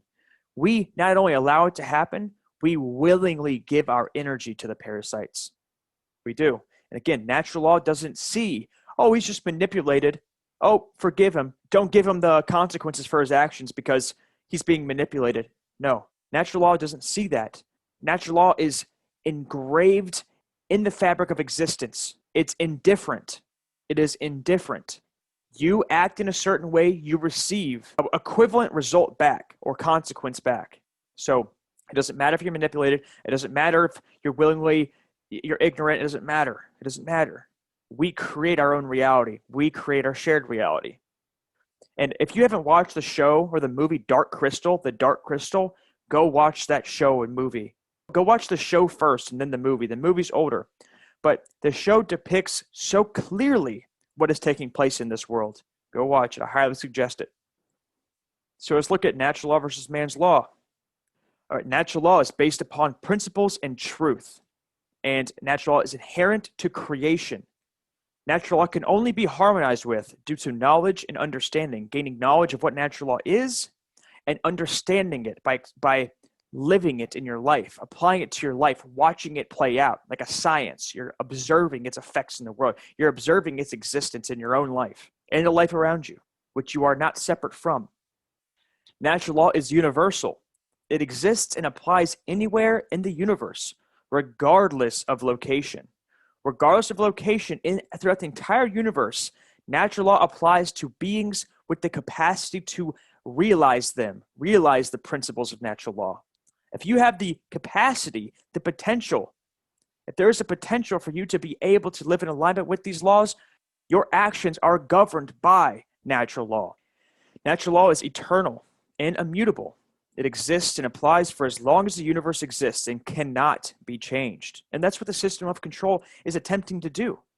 If you look at it, they're trying to play God. They're trying to alter natural law. They're trying to diminish natural law and get around it by all costs, by having us do their dirty work. They have humans in society do their dirty work, do their bidding for them. The beings behind the control system, behind the curtain, the ones pulling the strings for real, don't really do anything themselves besides put out ideas and tactics to manipulate the population because they understand natural law. And man's law is based upon dogmatic beliefs or constructs of the mind. Man's law is based off beliefs that have been hammered into our mind since birth. Even before birth, since in the womb, we've been hammered these beliefs. In utero, you are greatly impressed. Your mind is greatly impressed in utero. Your physiology, your cells, your DNA, your genetic code is altered based off how you are raised in the womb, in utero. That's for another video. Natural law, all you can do is become aware of natural law. It's not something to latch onto. It's not something to attach yourself to. People do it. People attach themselves to the idea of natural law. But natural law is not the idea. It's not the concept. It's not the word. It's not the principles. It transcends that all. So you have to feel it. You have to feel natural law's presence in your life. Look at your past. Look at all the causes and effects in your life. Look at where you were at. Look at your traumas. Look at the resultants. Look at your life now. Look at your life now. Man's law is complied with due to fear of punishment. And that's ultimately what it comes down to when it comes to man's law. People only comply because they have a fear of death, fear of being punished. And this stems from childhood. This stems from being raised in in a household where you're fearing, regardless if it's physical punishment, psychological punishment, whatever, I'd say 99% of households abuse their children in some type of way. So man's law can only be complied with due to fear of punishment. Man's law differs with location based upon the whim of legislators, which is moral relativism. So, for example, an example of this is certain plants, like marijuana, for instance, is legal where I live here in Michigan. It's legal. It's completely legal and decriminalized. But if I go and hop an imaginary line and enter another state, then all of a sudden I can be thrown in jail and fined for having a plant. That's moral relativism. That is called playing God. That is called people thinking that they're God and they can choose what people can and cannot put into their body. And man's law changes with time based upon the whim of legislators. Moral relativism, again, it changes with time based off how people feel, what they want people to do. Oh, I don't want people drinking orange juice anymore. I don't want people eating, whatever food anymore. I can just choose. I can just do that. I don't want people using certain magazines in their rifles and their pistols and their firearms anymore. I'm going to ban this certain type of knife, this certain type of this certain type of that, because I think I have the right to do so. Because I've given myself the right to do so. Nope. Can never happen. Can never happen. Doesn't matter if the highest being in the universe from the Pleiadian star system that is just so enlightened comes down and says, you can create what a right is and what a wrong is for yourself and impose that on other people. Nope. Can never happen. Throughout the entire universe. Can never happen. You need to understand this. This goes directly against popular belief. So, what does this mean for man's law? This is where simple if-then logic comes into play. It's very useful here. If a particular man-made law is in harmony with natural law, then it follows logically that it is redundant, since it is stating a truth that is inherent, pre-existing, and self-evident. Therefore, it is both irrelevant and unnecessary. So if some type of legislation or some law says, do not murder, well, yeah, no shit. Anyone with any capacity to feel or sense or living in this planet would know that. It's common sense. Not murdering somebody should be common sense. Not stealing from another being should be common sense. So when a legislator or some person, Congress or whatever, states a law or writes down a law says you cannot murder, it's redundant and unnecessary, and it's completely irrelevant. We don't need some guy or some girl or some legislator telling us not to murder one another and then imposing a punishment on that. No, the universe takes care of itself. We take care of ourselves. Everything plays out exactly how it's supposed to based off of how people act in the world, how people think, and how people act in the world. The system works perfectly. Not the control system. I'm talking about the universe works perfectly. Natural law works perfectly. We don't need armed thugs capturing and raping and stealing and doing whatever to prevent rapists and murderers and thieves to be out in the streets. By them imposing those laws creates resistance. It creates rebellion against the laws, which is another, in a sense, it can be a positive thing, but for the most part, it creates resistance to where people enact those acts of violence.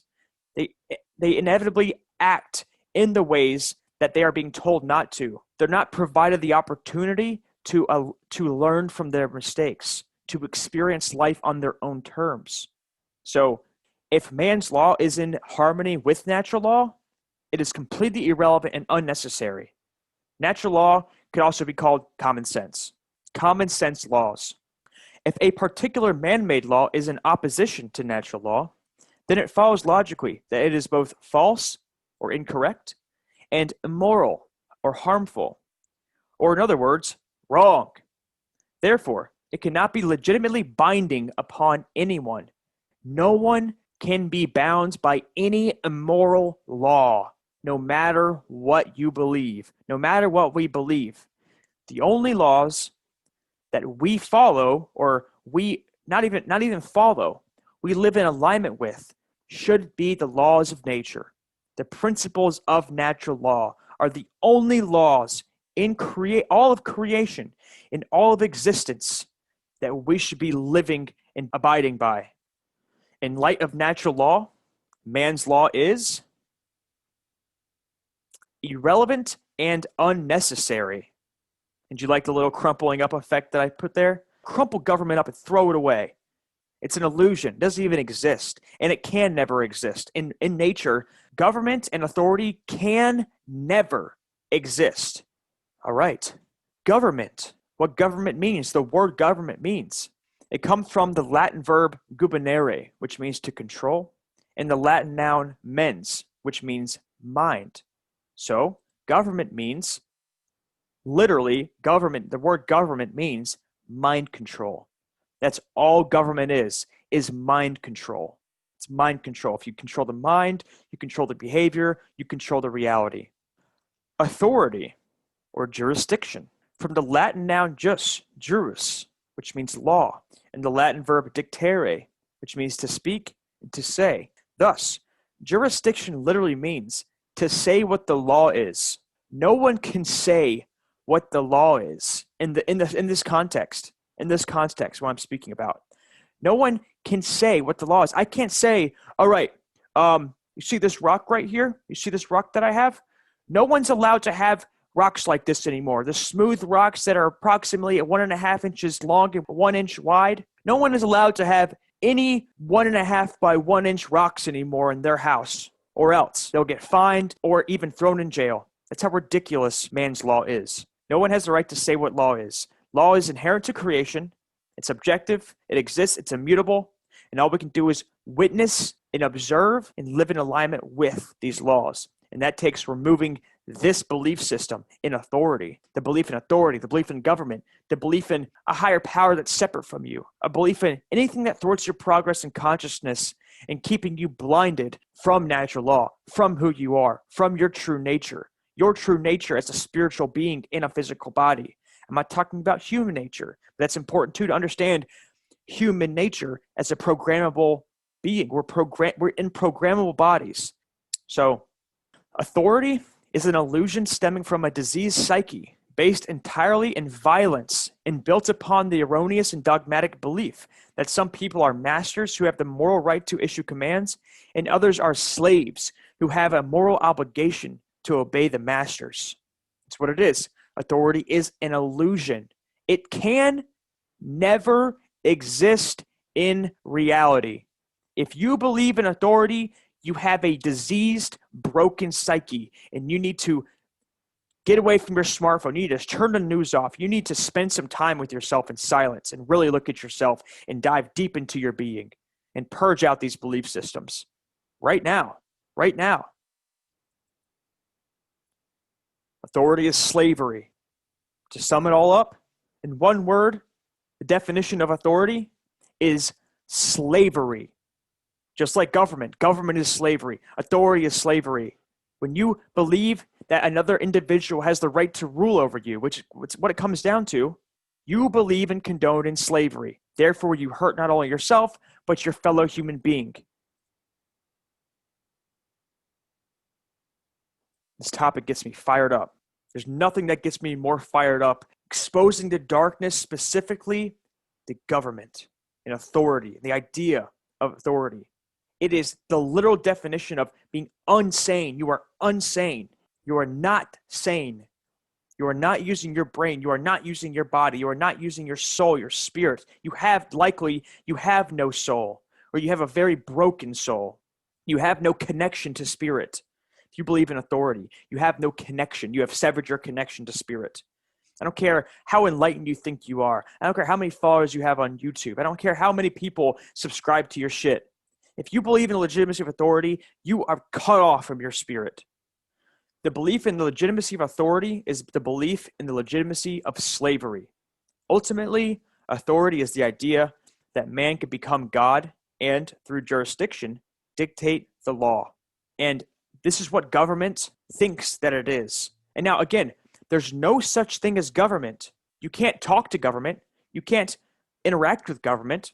All you can do is interact with government representatives, people that say they represent government. But what is government? It's an illusion. It's a mental construct designed to keep us enslaved, to keep us from knowing who we are, to keep us from knowing natural law. So man can never become God individually. I'm speaking about individually. Yes, we are all aspects of the Creator, of God. But no one man is God. No one man or being in the universe is or can ever be God. We all have an equal share, equal part of God. All we can do is tap into that creative essence, that creative life force, that infinite consciousness, and allow it to flow through us. That's it.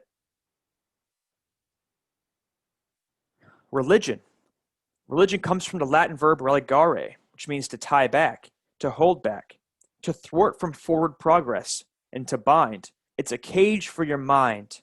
Mainstream religion is a cage for your mind. Again, there's many nuggets of gold in religion, but ultimately religion has been turned into or originally designed to cage your mind. Religion is a system of control based in unchallenged dogmatic belief, which holds back the progress and evolution of consciousness. The true meaning of religion is to bind oneself back to nature, to hold oneself in harmony with natural law. Religion means to be holistically developed and intelligent, to exercise conscience and to love oneself and others, to thwart from forward progress into corruption and immorality.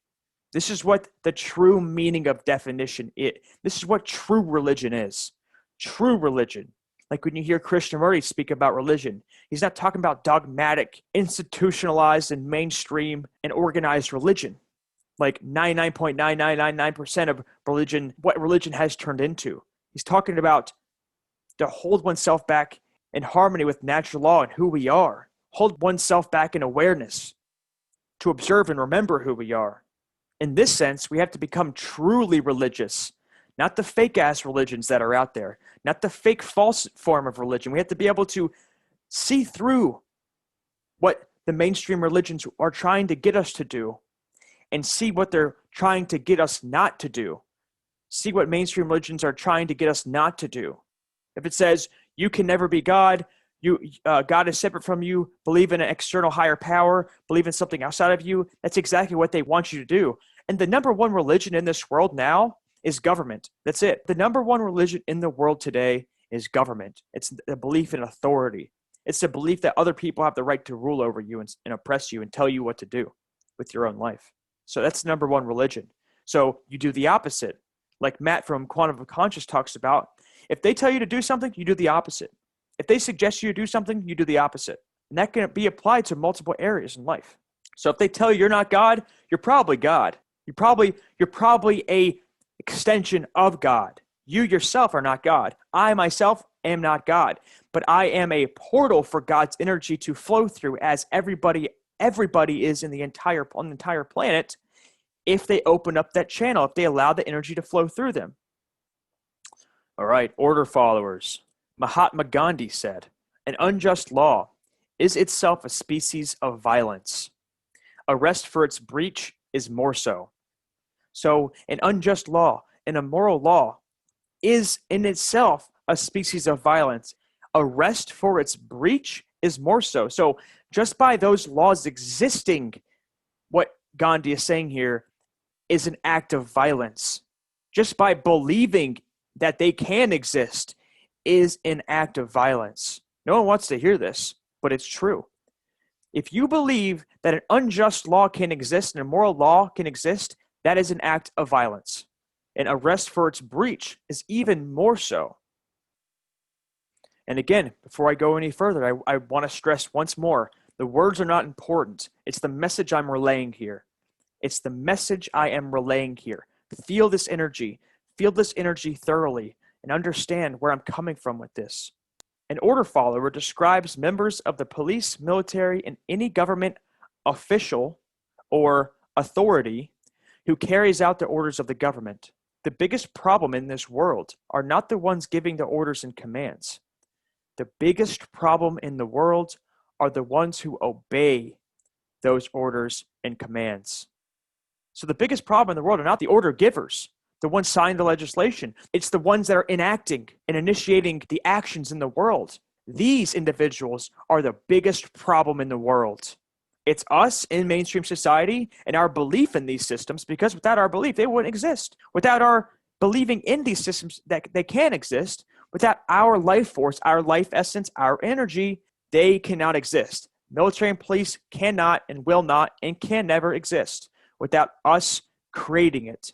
Ultimately, the order followers, the ones who take action on the orders, the ones who carry out those orders and take action in the world according to those orders, are the biggest threats to existence, are the biggest threats here on earth, the order followers. But I would say that we are just as much of a problem, because we ultimately, the collective masses and the aggregate of humanity, are the ones who believe in these systems and therefore prop the systems up. We are the foundation, we're the foundation. Think of it as like a 3-story building. We are not even the bottom floor, the first floor. We are the bottom floor that holds the whole building up. If we let go, if we dissolve, our energy is that foundation.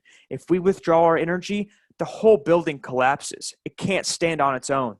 We prop up the building. We prop up the order followers. We prop up authority. We prop up the government.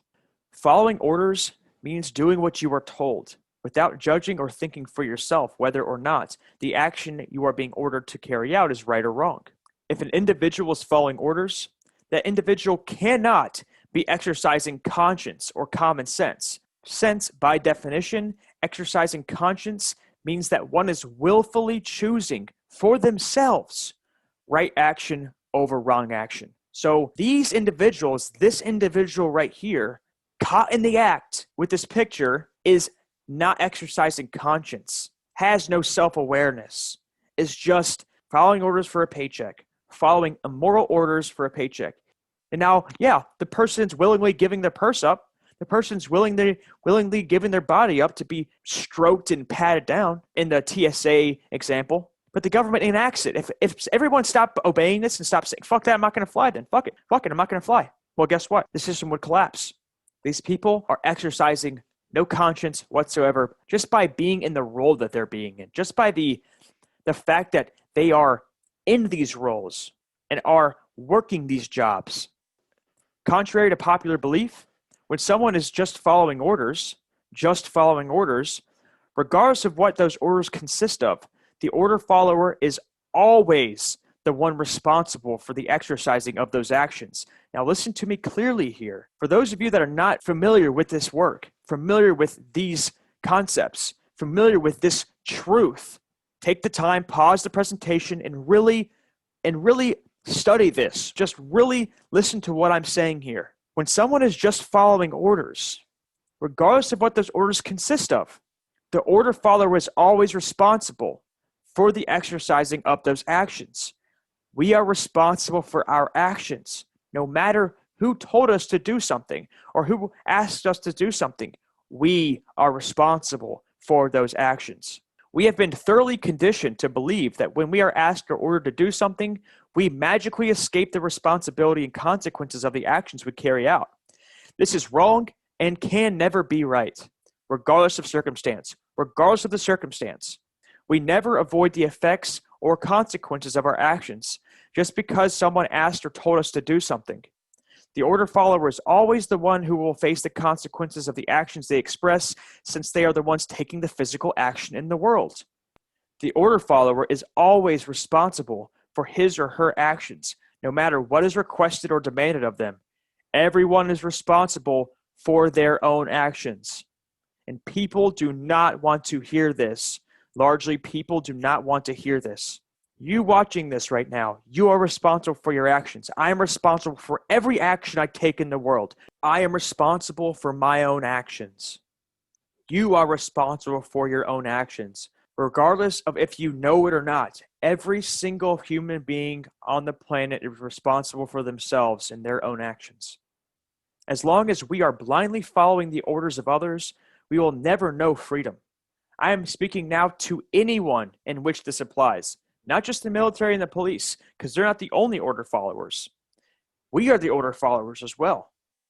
Although the military and police are the two most direct, brute enforcers of slavery, which makes them the biggest threat to freedom in the world, statists are the ones who keep the control system intact in the first place. Without the energy and permission of the people, these systems would not and could not exist. All these statists here in this crowd looking at this joke, this piece of trash, this persona, it's probably not even a human. It's like I don't even know what, slime sludge monster just packed in a physical body. It's probably got a microchip in his brain just being remote controlled by some other being. So you got all these statists believing in the legitimacy of a master, voting for a master, a puppet. Ultimately, it's a puppet. Not one of these people in this crowd are responsible for themselves, when we know that everyone's responsible for themselves and their own actions and their own thoughts and everything else, regardless of what they think, regardless of what they believe in. We are all responsible and sovereign beings. But all of these people actively giving their responsibility away to a master, to a ruler, to rule over them. And in exchange, they get slavery. So without our energy, these systems would not and could not ever exist. They couldn't. The control system can send as many minions as it wants to try to compel us and coerce us and threaten us with whatever punishment if we don't conform. But guess what? As long as we don't back down, they'll go away. They will go away. They will dissolve and they will go away. They might find another planet or another star system, whatever, to corrupt. But we won't have it. As soon as we're not taking it anymore. If we're not taking it anymore, we're not believing in this anymore. We stand up for what is right no matter what. They would leave. They would dissolve. Statism. Let's get into what statism is. The right to freedom being the gift of God, it is not the power of man to alienate this gift and voluntarily become a slave. It's not even in the power of man to alienate this gift, to give away this gift and voluntarily become a slave. I'll go as far as saying you don't have the right to alienate this gift and voluntarily become a slave. You don't have the right to give away your freedom. You don't have that right. You don't have the right to give away your self-responsibility. You don't even have the right to do that. And Larkin Rose, the author of The Most Dangerous Superstition, which is one of the greatest books written of all time about the illusory nature of authority and government, he said, "I'm not scared of the Maos and the Stalins and the Hitlers. I'm scared of the thousands of millions of people that hallucinate them to be authority and so do their bidding and pay for their empires and carry out their orders. I don't care if there's one loony with a stupid mustache. He's not a threat. If the people do not believe in authority," again, that's it. If people don't believe in authority and people withdraw their energy from these systems, they are not a threat. They can't do anything to us. They will have to leave. They'll keep trying to find new ways to manipulate us and control us. But if we're not backing down, and if we have enough knowledge and understanding and wisdom, and we know ourselves deep enough, the authority can never exist. Government can never exist. A statist is an individual who erroneously believes that there is such thing as authority, vested in certain human beings, magically giving them the right to rule over other people. This authority means that certain people who we call government have the moral right to issue commands to those whom they rule, those under their jurisdiction, and that their subjects or slaves have a moral obligation to obey the arbitrary dictates, laws, set by their masters. Most simply put, a statist is someone who believes in the legitimacy of slavery. Statism has been so hammered and engraved, like in granite, like stone, so hammered into the minds of humanity. And it went to the subconscious mind, now it's a subconscious programmed, and now it's just residing in the unconscious. We're just completely oblivious. These people who believe in authority, people that just live their life, we just pay our taxes and we just obey authority, we just pay our parking tickets and we vote for a master. And like people, they see nothing wrong at all with it. They live in some other realm. It's incredible. So pause the slide, study this. If this is new to you, study this. This is very important to understand here, what statism is. Statism, the brilliant idea that we give a small group of people the right to kidnap, steal from, and kill us so that we can be protected from people who kidnap, steal from, and kill us. Right. And then I like this image I found on the internet, the religion of statism. So it has sacred symbols and texts like We the people, the Constitution, and etc., the flag, our flag, the United States flag, or whatever country you live in, the deities, the presidents, the masters, or they're just puppets, but you know what I'm saying. The crusades, the military personnel, the order followers, the ones who act in the world, who follow the orders, who carry out those orders in the world, the mystic rituals, voting, signing legislation, signing a new idea into law, signing a new dictate into law. It's a joke. It's a sick joke. Common prayer. What did we do when we were in school? The Pledge Allegiance. I pledge allegiance to the United States. The Pledge of Allegiance. Common prayer. Temples and monuments. The giant phallus, the Washington Monument. Temples and monuments. Church leadership inside a government building. Churches, which are schools. The schools being the churches. To believe in the religion of statism. It's a dogmatic belief where it's just aggressively and constantly and persistently pumped into your mind. And then human sacrifice and worship. Statism. Ideas so good, they have to be mandatory. Yeah, great ideas. If they have to be mandatory, it's a great idea. What a great idea. All right. Anarchy. Let's get into what anarchy means. The word anarchy comes from the Greek prefix an, without, the absence of, and the Greek noun archon, which means master and ruler. Anarchy does not mean without rules, like a lot of people think, because of movies and Hollywood, that anarchy means without rules and just chaos. No, anarchy is the opposite of chaos. It's a classic inversion. So anarchy does not mean without rules. Anarchy literally means without rulers, without masters. So anarchy is the state of existence where there are no masters and no slaves. Therefore, anarchy means the absence of slavery, or in other words, freedom. Anarchy translates to freedom, ultimately. So anarchy equals freedom. Control tactics. Let's get into some of the tactics they use to control the population, to manipulate the population, to hypnotize, and the spell casting tactics, the way they cast their spell on humanity. You know, through TV, through all these different sources, but let's get into it. Let's explore it a little bit. The psychologist Erich Fromm said, most people are not even aware of their need to conform. They live under the illusion that they follow their own ideas and inclinations, that they are individualists, that they have arrived at their opinions as a result of their own thinking, and that it just happens that their ideas are the same as those of the majority. This is where most people are at. I probably said that like 100 times in this presentation. That's where most people are at. This is where most people are at. This is the human condition, because it's true. Most people have no idea that their ideas, their inclinations, their desires, their urges aren't even their own. They're programs inside of your mind. They have been embedded inside of you from in utero. From in utero, you've been conditioned to act in a certain way and think in a certain way. You are predictable. They know exactly what you're going to do, your next move, because they installed the programs inside of you. And you allowed the programs to enter you. Maybe not in childhood, but when you're an adult, when you start to mature, it's your responsibility to see the program.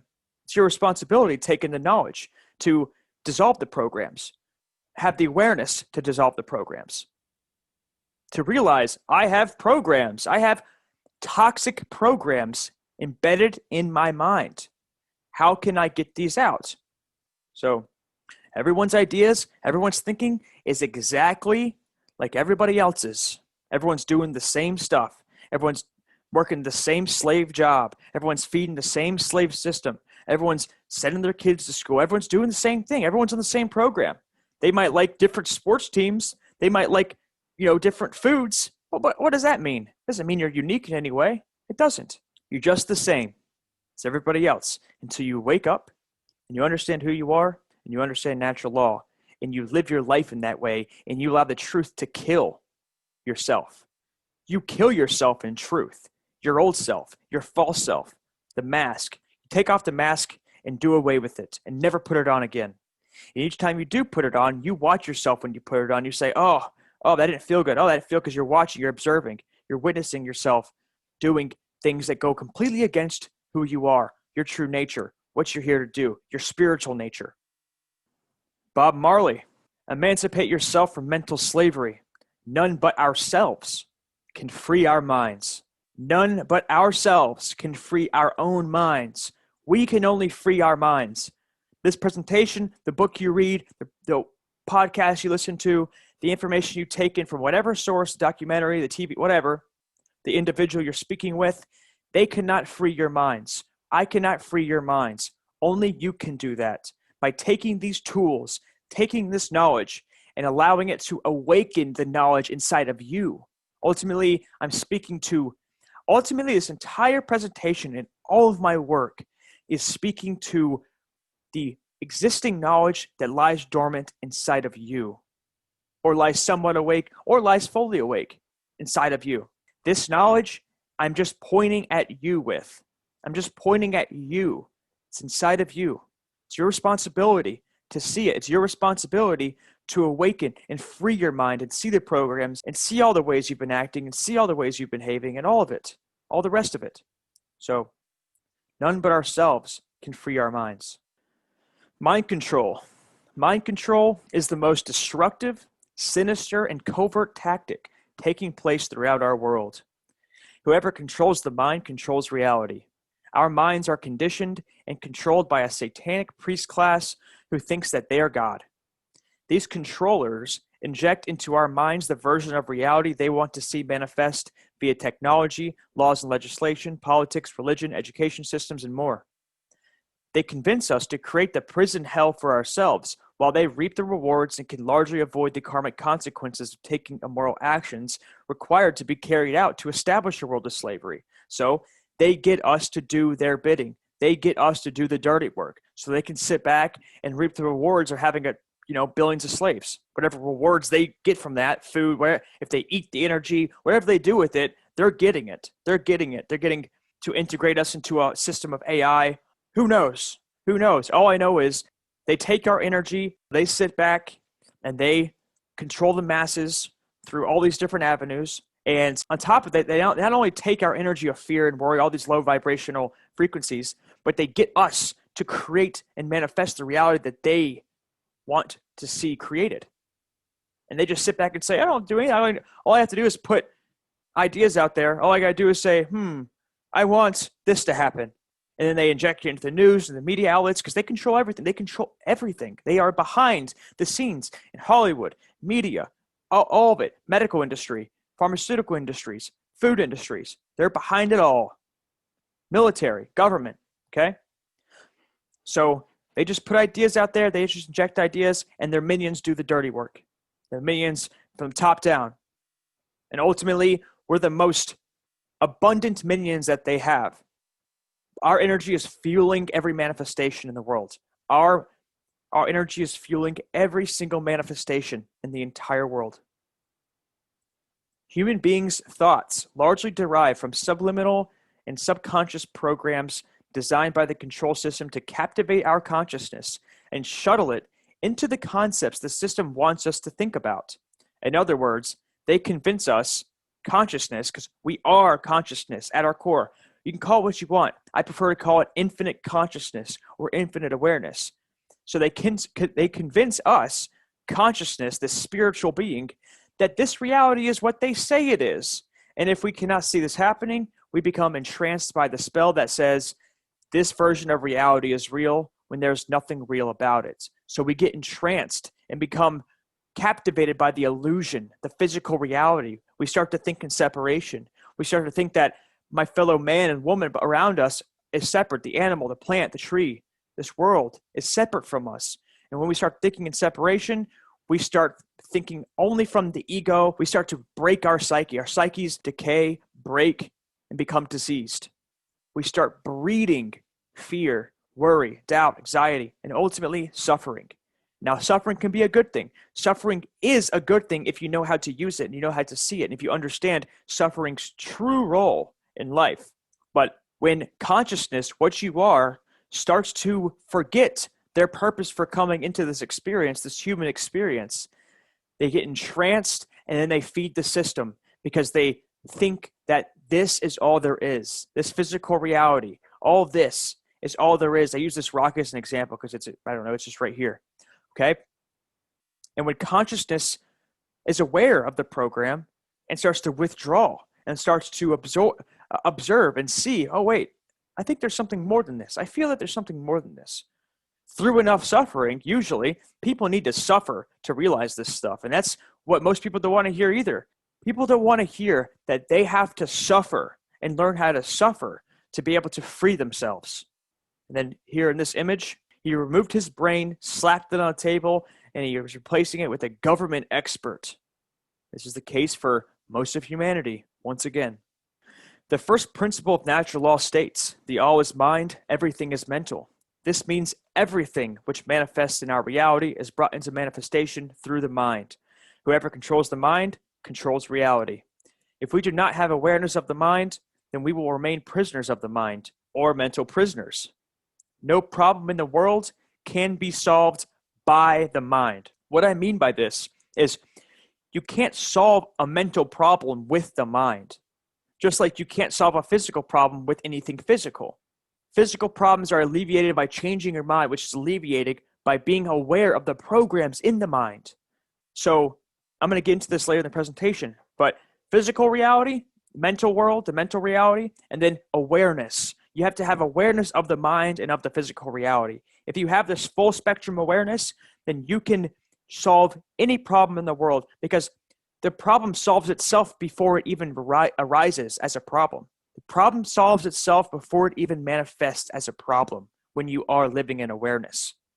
You have to be aware of the mind and of the physical experience. I think Albert Einstein said, no problem can be solved with the same level of consciousness that created it. That's similar to this. You can't remain on the same level of consciousness as you did when you created the problem in the first place. You have to raise your level of consciousness slightly or significantly to solve the problem that you suffer from. That takes learning from your experiences, learning from your mistakes, suffering and learning how to suffer. I call it being purified by fire. That's where hell comes in. Hell is an important aspect of this experience. We have to learn to harness the flames of hell, not allow them to burn us alive. And when they do burn us, we learn, we grow, so we don't get burnt again. Behavior control. If the mind is under control, then behavior is controlled. It is controlled. If your mind is under control, your behavior is controlled. Most of humanity may think their behavior is genuine and authentic. They may think that their actions are coming from their own wants and desires, but the truth is, functioning through a state of unconsciousness, all of our wants, desires, passions, and motives stem from thoughts which the control system has carefully planted into our minds. This is the truth. Most people think that all their wants, desires, actions, all their actions are their own. They made up their mind. No, your mind was made up for you because you didn't exercise your mind properly. You didn't think about anything yourself because that takes awareness. That takes consciousness being aware of itself. Most people are not in that state. Most people are consciousness trapped in illusion. That's where most people are at. So they can't see anything. So whatever an external force says they need to do or believe in or like or whatever, they follow. They just follow. That's why they have been considered, most of humanity has been called the name zombie. They have been called zombies because they're a lot like zombies. If you never awakened, and you never understood who you were, you never took a breath of fresh air in a state of consciousness, true consciousness, and understanding that you're connected to everything, you never lived a day in your life. From cradle to grave, you were already dead. If you never woke up and understood who you were and how this reality works, you are already dead. Because living implies awareness. Living implies consciousness, becoming aware of itself. That's living. That's true living. Can't tell me that you're living if you have no idea who the hell you are and you think that you're still separate from other people. All right, the freedom program. Goethe said, "None are more hopelessly enslaved than those who falsely believe they are free." I'm sure you've heard that before. It's true. If you think you're free, you will forever remain enslaved. You have to understand you're a slave first to free yourself. The freedom program. We cannot truly live without freedom. This is a fact. We can't. To live means to be free. Nevertheless, the term or idea of freedom is also used as a program. Freedom is a state which the control system knows humanity can never achieve without a wide-scale transformation in consciousness on an individual level. The system propagates the idea of freedom as something to long and strive for, to keep us from actually ever achieving it. Therefore, the freedom program serves more as a distraction than a tool for liberation. And that's what the system does. It's so good at just going along with our base instincts, going along with our spiritual desires, our what we're passionate about. You know, most people thirst for freedom. They hunger for freedom. And they just go right along with it. Oh, land of the free. Oh, be free. This free. They use the term free. And it's a program. It's just a big program. An example of that is join the military to fight for your freedom. It's bullshit. It's an inversion. The freedom program is an extremely efficient tool the control system uses to keep people from ever realizing that they are slaves. One of the greatest tricks they use is to convince the people that they are free, so they stay blinded to the truth of their enslavement. As long as humanity believes they are free, they will forever remain enslaved. America, land of the free. Yeah, right. That's why I put it in quotations. There's nothing further from the truth. If anything, America is the most covertly mind-controlled aggregate of people on the planet. And once you wake up and see the program, it's overt. You see it. It's so obvious. You start to read the matrix code. It's so obvious. The control system uses the concept of freedom as bait, hooking our minds by providing us the illusion of life purpose. It sucks in those of us who see the system for what it is by getting us to identify with freedom as a concept separate from ourselves, something to be achieved. Although on one level, it is definitely healthy to be driven by a passion to establish and live in freedom. If individuals are only attaching the idea of freedom to their egos, not understanding with awareness what exactly freedom implies, then we are not actively moving into a state of freedom. So in other words, if we are attaching the idea of freedom to us, to our minds, to our egos, we cannot establish freedom. Freedom is not a future goal. Freedom is a present moment state of being. You have to exist in a state of internal freedom to manifest external freedom. You can't be in the mindset of, oh, I'm not free, but let me go chase freedom some future time. No, I realize that physically and most people spiritually and within themselves are completely enslaved. Their mind is completely under mind control. But when you know that freedom must be established because that's our birthright, when you understand freedom, you have to understand that you can't attach, because this is where they get you. This is where they get us wrapped up, especially the truth seekers in the world. They get you wrapped up into thinking as freedom as a futuristic goal, as something that is separate from you, as separate from us, when it's not. Freedom is us. It is our inherent state of being. So we have to understand that we are freedom. Freedom does not happen at some future time. It happens right now. Freedom happens right now, where you stand, where you sit. That's where freedom happens. You free yourself psychologically, within yourself. You free yourself spiritually. And then you plant seeds in others and help others to do the same.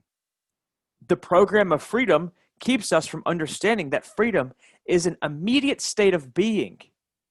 Freedom is not a mental construct to attach ourselves to, as so many are attached to. So many are attached to the idea of freedom. Freedom is not an idea. It's not a word. It's a state of being that transcends words, just like love, just like sovereignty, just like natural law. You have to align yourself with that energy.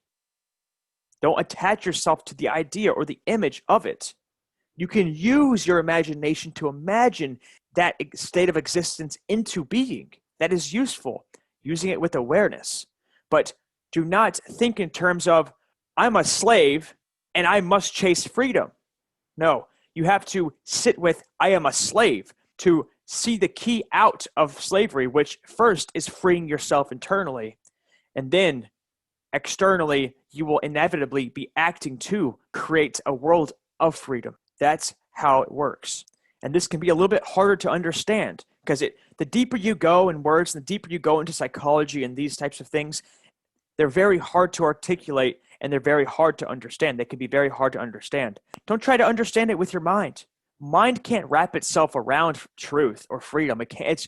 You can have ideas, it can have thoughts about it, but it can't capture it. It can't capture it. Only you can capture it, which what you are is awareness. All you can do is feel it. So just read it, sit with it, and allow it to soak in. The seed will be planted, and then you water that seed through your actions, through the way you carry yourself, through reading books, through having conversations like I talked about earlier on in the presentation. All right, freedom from conditioning. Here's the eyes again. Here's the awareness eyes again. Living in awareness is freedom from conditioning. When we live in a state of awareness, we step back and watch the conditioned aspects of our minds play out. We watch our thoughts and use our minds carefully. We start to use conditioning without becoming captivated by the egoic mental spell. We start driving the vehicle of conditioning in mind instead of allowing it to drive us. We stop attaching ourselves to conditioning. The way to be free from all conditioning is to watch and observe all conditioning. The way we think, talk, act, feel, dress, see, etc. Who was the watcher of all conditioning? Pure, unconditioned awareness, which is what we are at our core. So freedom is freedom from all conditioning. Certain levels of conditioning have a positive aspect. You need some certain level of conditioning to drive a car, to eat your food. I mean, you have to have a certain level of conditioning to read these words, okay? But to be completely captivated by that conditioning and your consciousness infused with that conditioning, as in, it's like your eyes, your face is up pressed against a wall and you can't see anything outside of you. You have to take a step back and see it. So you have to watch yourself. You have to watch the conditioning. You have to watch the conditioning, the thoughts, all the whole drama, the whole play out. You have to watch it. This is us. This is us. Ultimately, this is us behind the screen. We watch the conditioning. I'm not saying that you remove all conditioning. Now, most conditioning, yes, you need to remove. The mind needs to be free. It needs to be pliable. It needs to be open. It needs to be fully energized and awake and alert and fresh. Ultimately, it has to be fresh in every single moment. To have a fresh mind in every moment, spontaneous, free, it's to be free of all conditioning. And when there is conditioned aspects that do come up, you watch them. You watch them. You watch them. Conditioning manifests in actions. Conditioning manifests in emotions. Watch. You just watch it. You watch it. That's freedom. That's when you start to establish freedom within yourself. When you realize that you are the awareness watching the experience. All right, responsibility. This is a big one. It's an important one. Freedom implies responsibility. We must live in a state of self-responsibility or sovereignty and realize that we are solely responsible for ourselves.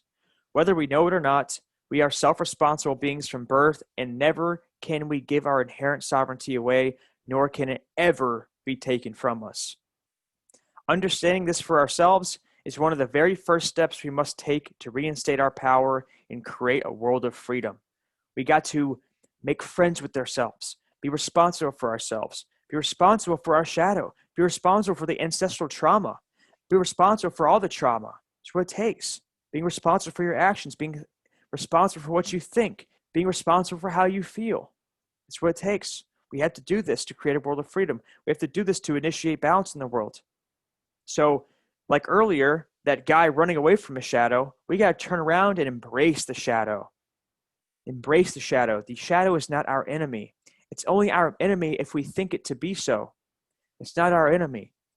It is something to embrace and integrate, to be able to use it for good, to use it to reinstate balance and harmony in the world.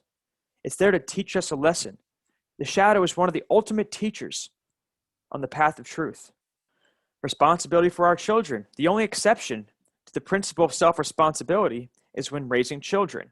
And this is common sense. This should be common sense. Our children are extensions of ourselves, and we are responsible for their well-being as they grow and mature to a certain ages. It is our responsibility to guide our children to live in truth in accordance to natural law, and this includes allowing them to express and embody their inherent sovereignty.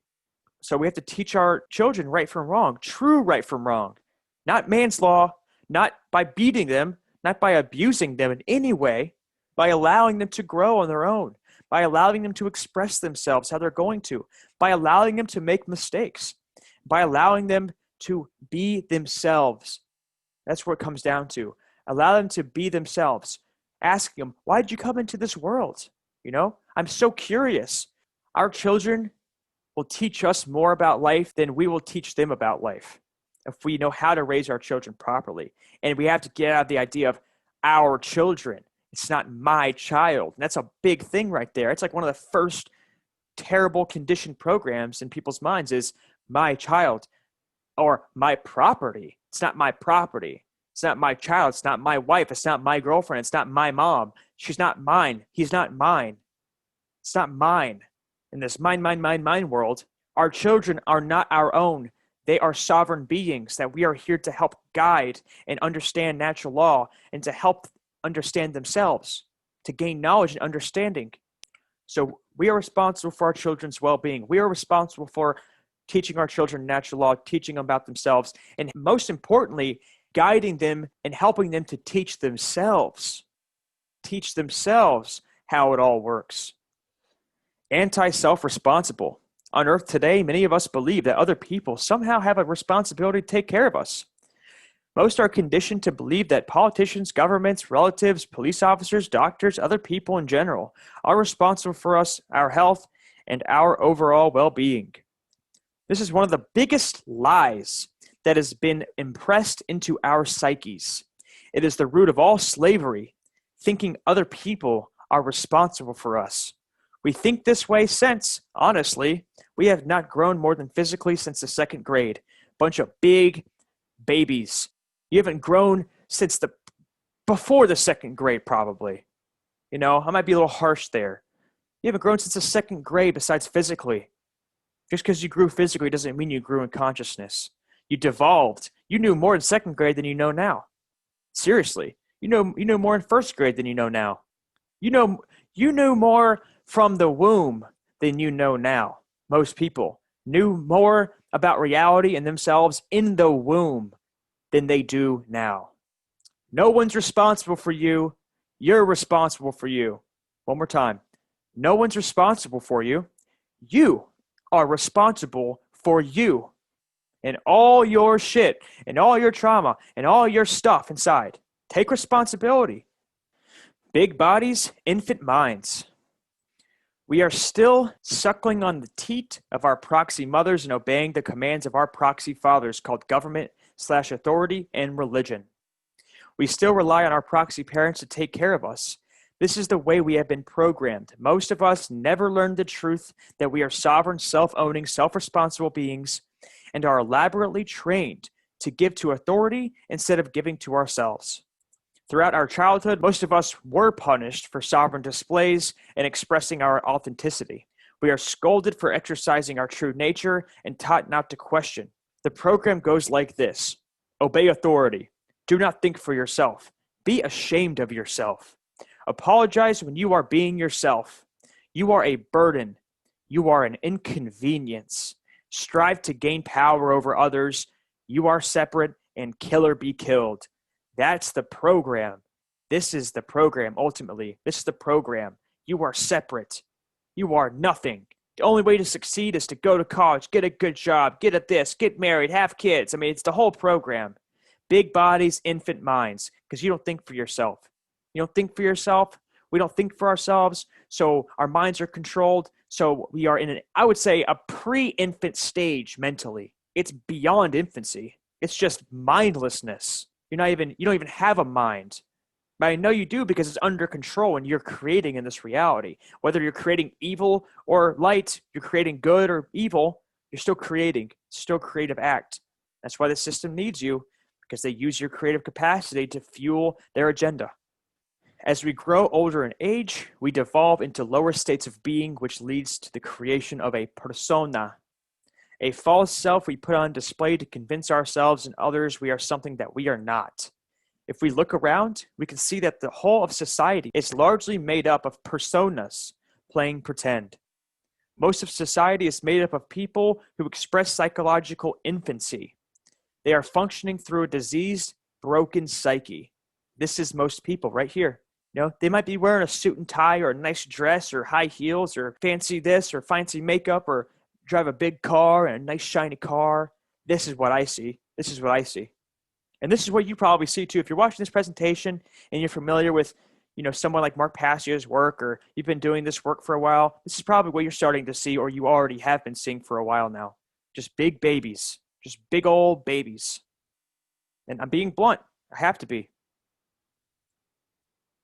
And that's a big problem. We're not blunt. We're not blunt anymore. We're not just calling each other out. We need to call each other out. People need to feel that. People need to feel that their own shit. They need to feel the wrath of being attached to belief systems that are not good, that are immoral, that lead to immoral behaviors and immoral actions in the world. We need to call each other out. We need to say, that's wrong. You're talking all this shit, that's wrong.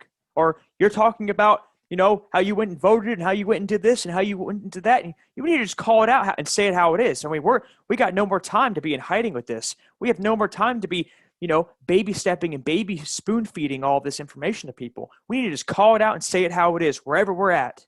Wherever we're at, that's wrong. And then the physiological response that them having that belief system engages and triggers, then you could say, feel that. Feel that. You say, that was wrong, or you just call it out, whatever it is, and then you say, feel the emotion. Feel it all the way through. Feel it all the way through. And if they don't want to feel it, whatever. At least you presented them the opportunity to feel something. Most of us just tell people what they want to hear. Most people, even in the truth community, they're a little bit better, but there's not enough of us that are just calling things out and telling it for how it is, saying things for how they are, because they're afraid to hurt people's feelings. But the thing about that is, you can't hurt another person's feelings. I can't hurt your feelings. Only you can hurt your own feelings. No such thing as hurting feelings anyways. Feeling is awareness. Feeling implies an awareness of an emotion or a trigger or a response in the body. By you latching onto that belief system, by you holding those ideologies and seeing the world for how you think it is and what your government says it is and everything else, you are hurting yourself, because the truth will come in and attempt to destroy your beliefs. And what's that going to do? It's going to cause suffering in your being. It's going to cause a really nasty response inside of you. It's going to cause frustration and toxic anger and all these other things. I'm not saying anger is toxic. I'm saying there is a toxic anger unchecked. Anger not transmuted can be toxic. So we need to just start calling things out and telling it how it is, telling it like it is, to provide people the opportunity to grow. That's all you're doing. When you call it out, when you speak the truth, no matter who it is in front of, and they get triggered, they react in a certain way in frustration or anger, or they don't feel good or whatever, you're presenting them a golden opportunity to grow right there. And you know that because you went through it, didn't you? I know I did, and I still go through it. So some of the greatest experiences I've ever had in my entire life was when people called me out of my bullshit. That's what we need to do. Call each other out in our bullshit. Imagination. Neville Goddard, the great Christian mystic, said, an awakened imagination works with a purpose. It creates and conserves the desirable and transforms or destroys the undesirable. One of the most powerful tools anyone can use to manifest the reality they want to see is the imagination. Imagining absolute widespread balance, harmony, love, truth, freedom, joy, and happiness across the earth can assist in the establishment of those conditions, but not without action.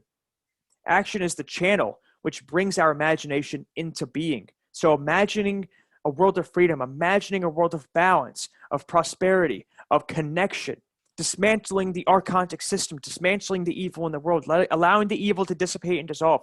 We imagine things into being. we use our imagination. Imagination can be a very, very useful tool to help ourselves and help establish balance and freedom in the world. Positive use of imagination is consciously using it with awareness to bring love and balance to the world.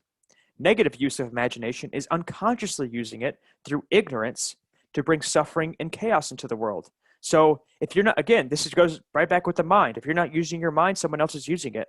If you're not using your own imagination, somebody else is using it. Imagination is the magician that manifests your reality. Imagination, people like Neville Goddard and William Blake have called imagination God. And I can see why they call imagination God, because what you imagine yourself to be, you will inevitably be. As long as you put your will behind that, as long as you put your will behind your imagination, whatever you're imagining will become. It will become a reality. To imagine freedom, we must be able to embrace the possibility of chaos. It seems in today's world, chaos would inevitably have to break out before true freedom can be established. This is due to over 99% of humanity being absolutely ignorant of who they are, natural law, or anything else regarding the truth of the nature of reality.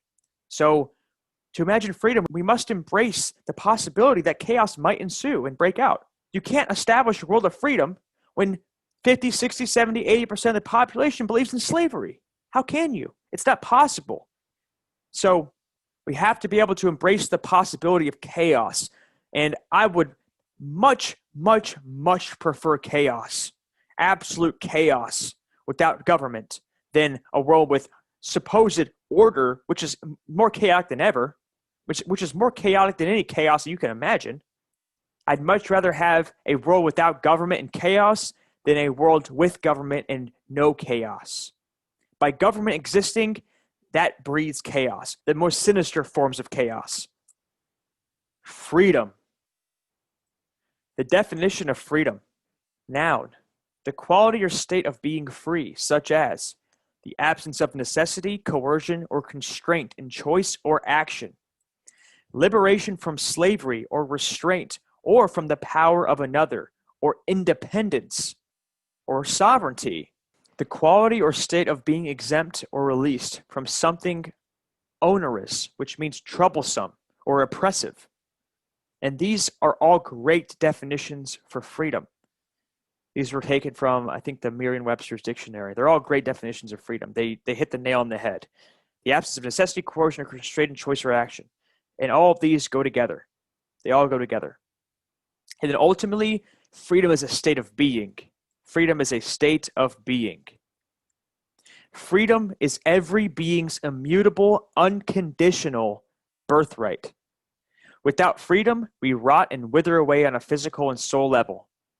When human beings simultaneously exist in a state of freedom, they do not breathe life into ideas such as government, authority, made-up laws and regulations. There's no room for anything that demands people to violate other beings' natural rights.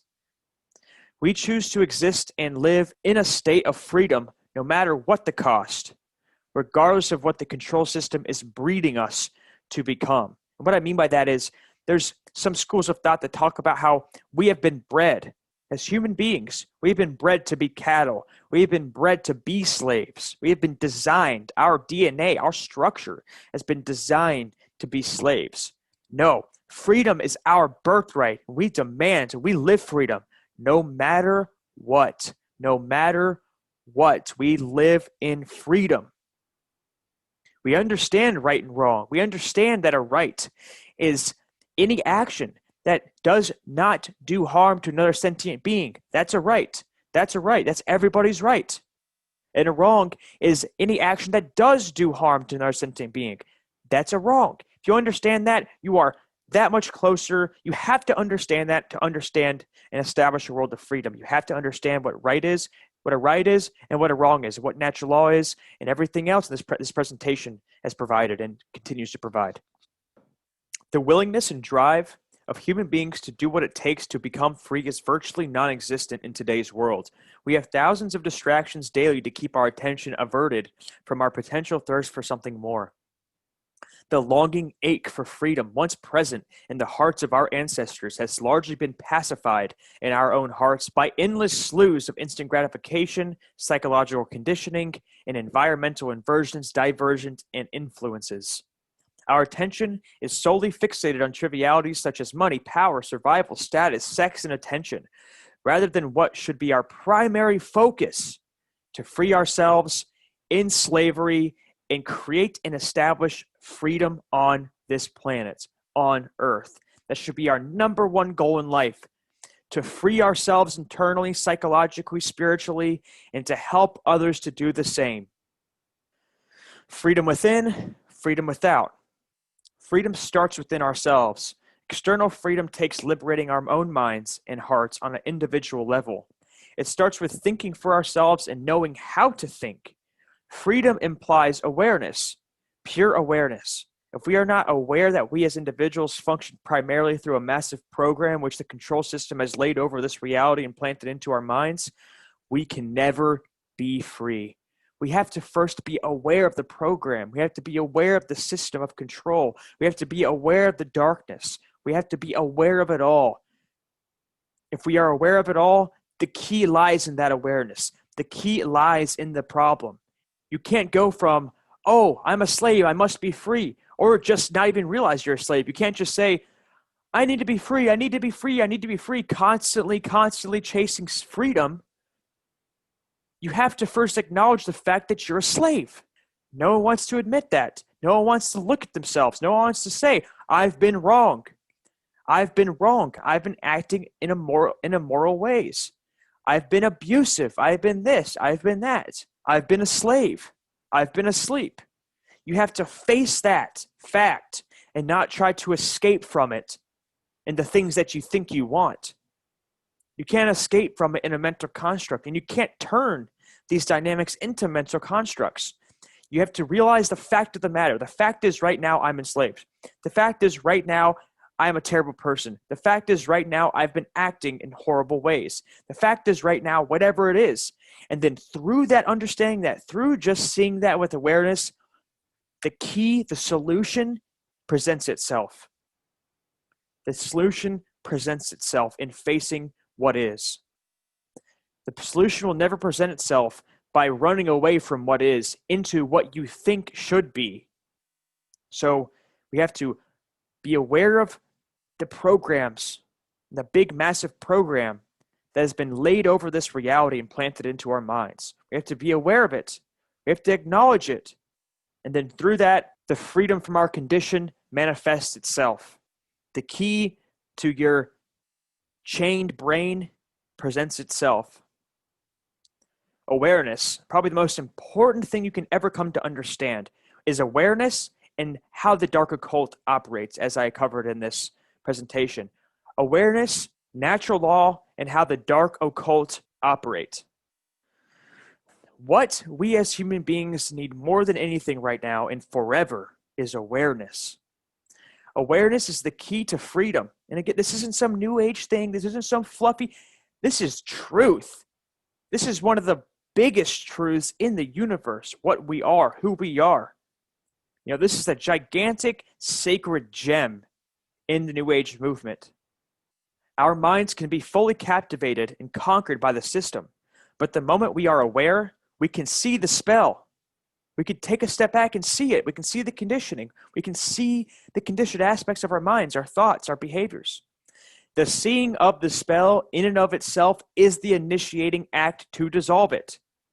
Just like I said in the previous slide, the seeing of the fact, of the spell, of the truth is in itself the initiating action to dissolve it. It comes effortlessly, and there's effort in effortlessness. It's one of those paradoxes that may be reconciled in the principle of polarity. This is how the universe works. You look at yourself, you see the fact, I am overweight, I am unhealthy, I am this, I am that. The key, the answer, the solution lies in the problem itself. The solution is not separate from the problem. So we have to realign ourselves in this picture. You have to realign yourself and reconnect with what you are. The human condition cannot be alleviated by the mind. Misuse of the mind is what created the problem in the first place. The human condition can only be alleviated through the mind. Only through the mind can we create all the things we say we want. Only through the mind. This takes awareness and can be accomplished no other way. So awareness flows through mind into physical reality. It manifests itself in reality. So, like I said earlier, if you're functioning from thought, primarily only thought, with no heart, with no connection to spirit, no connection to awareness, you breed chaos and strife and struggling. Awareness flows through the mind to create. You function through the mind, not from the mind. It doesn't start, nothing starts from the mind. And a lot of people, it does. But the truth, to understand the truth, to understand this knowledge, to understand what we are, and to manifest balance in the world, ultimately, we have to have awareness. To manifest balance, we have to allow what we are at our core, which is we are infinite balance. We are infinite love. We are awareness, to flow through our mind and manifest in reality. That's how it's done. So if you look at awareness as synonymous with love, as synonymous with balance, you bring that energy through your mind into physical manifestation, into the world. And you can also say, I don't care who has a problem with this term or not, I don't care. You can also say using energy of God. It's the same thing. Using the energy of God to flow through you, it's really allowing the energy of God to flow through you, and you are just a conduit for this energy. You are just a conduit for awareness. That's it. That's all it is. And of course, my awareness deepened throughout the years, and it continues to deepen. But really, all it is you find words and how to articulate awareness, God's energy, truth, love, balance, freedom with words through mind, not with mind. Yes, you are using the mind, but you are ultimately using your awareness through mind fluently. It's like this, fluent. It's not circling around in the mind and then spot. Nope. You're not conditioned anymore. We're not functioning from a place of conditioning, of rigidity, of constructs, of mental constructs, of only thoughts. You're in awareness. A thought pops up. You either feed it or you don't, because you are the observer. Oh, I don't want to create that in reality. I don't want to manifest that in my reality. I don't want to see that happen in the world, so I'm not going to feed that. Oh, this thought looks good about balance, about making this slideshow presentation, about writing a book, about writing in my journal, about reading a book, whatever, about doing something productive. I'm going to feed that thought. That's the thought that I'm going to feed. That's how you create balance in the world. That's how you create freedom in the world. That's how you manifest balance, love, harmony, everything we say we want in the world. It's by using awareness through the mind and allowing it to manifest in reality, allowing love to manifest itself in reality. We are just channels for that energy. To solve any problem, we must first become aware of the problem, not with the mind or with thought, but with awareness. Thought is only the movement of memory. This is a great definition for thought. Thought is only the movement of memory. Thought only functions in past and future. Thought can't happen now. As soon as you lose yourself in thought and you start going into thought land, you cease to be present psychologically. You can only be psychologically present. You can only be present by being in awareness. So thought is the movement of memory. It's not fresh. It's not new. That's where I think metaphors and stuff come into play, where it's like you're resurrecting the dead. I'm pretty sure resurrecting the dead or bringing the dead to life is a metaphor amongst other. There's other interpretations for this, but it's a metaphor for bringing thought to life, bringing thought into physical manifestation. Awareness transcends the mind. Awareness transcends the mind. Only by connecting into awareness can we really see what is happening within and around us.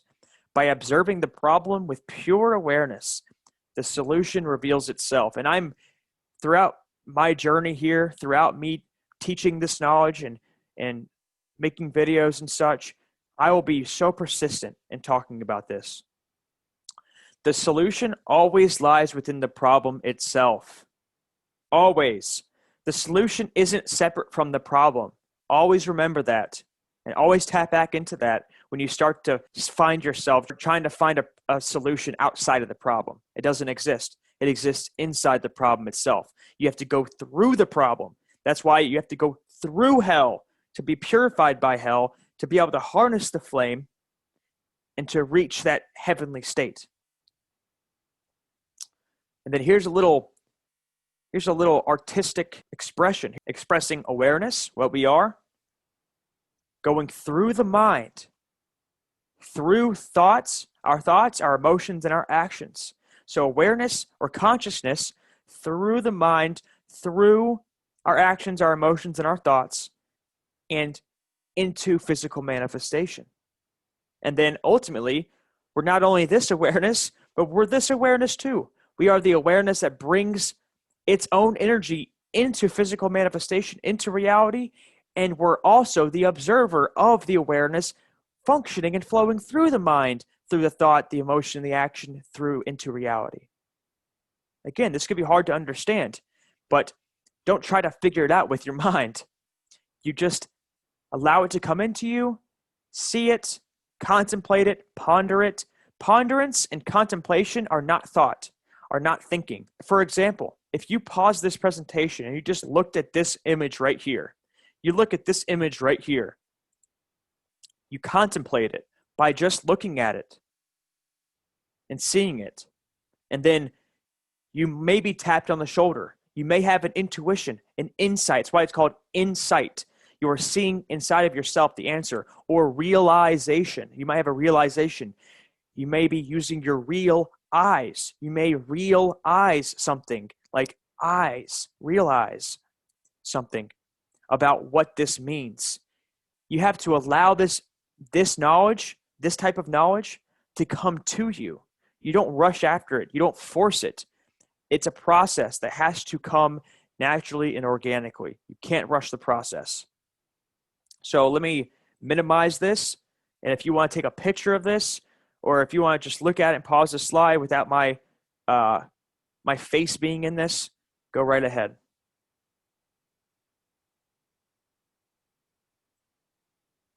All right, moving on. And here we go. So here we are, the awareness.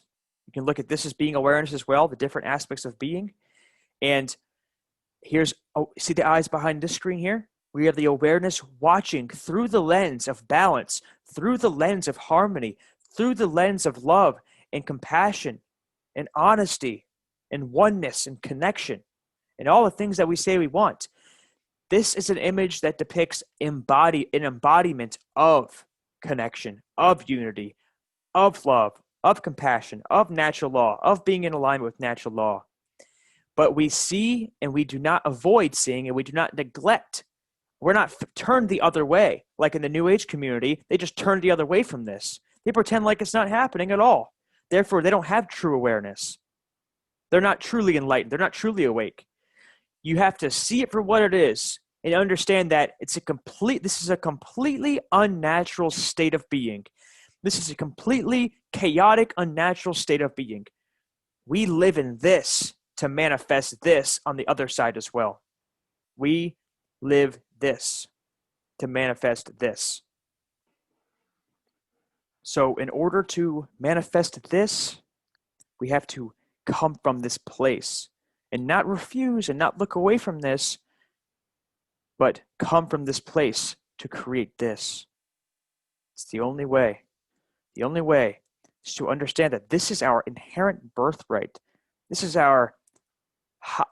what we came here to establish. This is our most natural state of being, connection, compassion, love, all the things we say we want, all the things that our basic needs, connection, to love one another, to grow, to evolve in consciousness. We're here to evolve in consciousness and help others do the same. So we have to see this for what it is, dissipate it with our awareness, dissipate it with our actions, dissipate it by spreading the truth wherever we can, understanding this knowledge, understanding our sovereignty, and freeing ourselves. And then we can free others and free the world. The time is now. The time to really look at ourselves, understand natural law, and live in freedom is right now. No more time do we have to fool around, only living to gain more pleasure, status, titles, money, attention, just to fill the abyss, the void in the center of our beings. There are individuals in this world who will never get it. They will endlessly sleepwalk through their days, riding the Ouroboros of suffering for eternity. They have made the choice to sell their souls unconsciously and have integrated themselves with the machine, the system, the control system.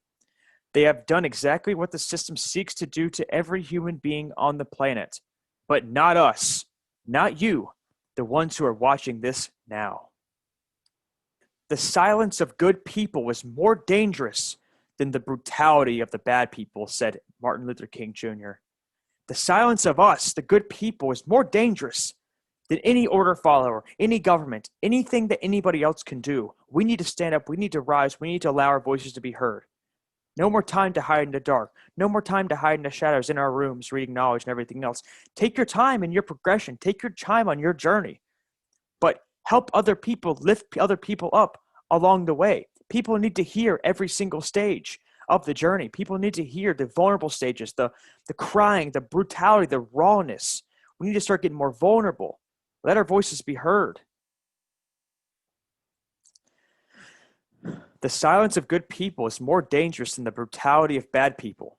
It is time to let our voices be heard. We must use our precious gifts, our voices, to spread this knowledge. The time is now to speak the truth anywhere and everywhere possible. Wherever we go, we must be embodiments of truth, love, and freedom. We must live it. We must live it. We have to allow our light to shine and never allow anything or anyone to put this light out. We are here to live connected with one another, with life, and to evolve and grow in consciousness. And we are connected with one another, regardless of if we believe in it or not. We are always connected to one another and with life. We are life. We are here to evolve and grow in consciousness. We are here to have real conversations and express real communication. We are here to see one another, to help one another, and to love one another. Before we can, we must see, help, and love ourselves always. If we must die, we die defending our rights, said Sitting Bull. If we must die, we die defending our rights. We know that there's more to this than just this little physical experience, this small, fragment of a time, this tiny frame of time, this tiny time slot that we have to live on Earth right now. There's so much more than this at stake here. There's so much more than this. We must understand and face death. We must live and die to each moment, living as if this moment is our last. We must die to our old selves, our old ways, habits, and conditioning to be rebirthed into a new, heightened understanding of ourselves and reality. We must be willing to do whatever it takes to defend our natural rights, even if that means injury or death to our physical bodies. As long as freedom lives, it will never die. Also, in order to live, we must know how to die psychologically to our old beliefs, our old selves, our old ways, our old thought patterns, our old habits. We have to die to ourselves and allow ourselves to be rebirthed into our highest version of ourselves, who we actually are, which is beyond words, beyond identities, beyond labels. We are everything and we are no thing. We have to die and be rebirthed into that process and understanding that, what we are. We have to allow the truth to kill what we once thought we knew and were. This is a nonstop process. This takes a passion which stems from a deep understanding and integration of the knowledge I presented here today, an understanding of who we are, which is infinite awareness, and how reality works through natural law. This passion is awakened naturally. No one can try to express passion. True passion blossoms out of being in alignment with truth and being fully and deeply connected to ourselves and everything around us. Passion, you can't fake passion. You can't artificially induce passion. You can't just try to be passionate. You can try, but you'll sound like an idiot. Passion stems from who you are at your core. Passion comes from allowing yourself to die in truth. Passion stems from living in freedom and feeling the suffering and the pain of beings in this world. Passion comes from feeling. Ultimately, passion comes from feeling. Feeling, since you're so connected to everything, that you feel the suffering and the cries of the earth and the cries of your fellow man, the cries of your fellow human being in the animal kingdom and beyond. And you're sensitive to that energy. That's where that passion comes from. And it also comes from anger, being sad, and then transmuting sadness into anger, and then transmuting anger into healing energy to express outwards, to help other people, to light the flame of passion within their souls. We got to dissolve the mask that we've been wearing. And I'm not talking about the physical, yes, the physical mask. I'm talking about the persona that we've been pretending to be for so long, the fake self we've been portraying for everybody in day-to-day life. You know how many times I hear when I go to grocery stores, when I go to the local supermarkets or whatever, and I hear, "How are you?" "I'm good." "How are you?" "I'm good." None of you are good. Don't tell me you're good. You're not good. You're faking it. You've been trained to say you're good.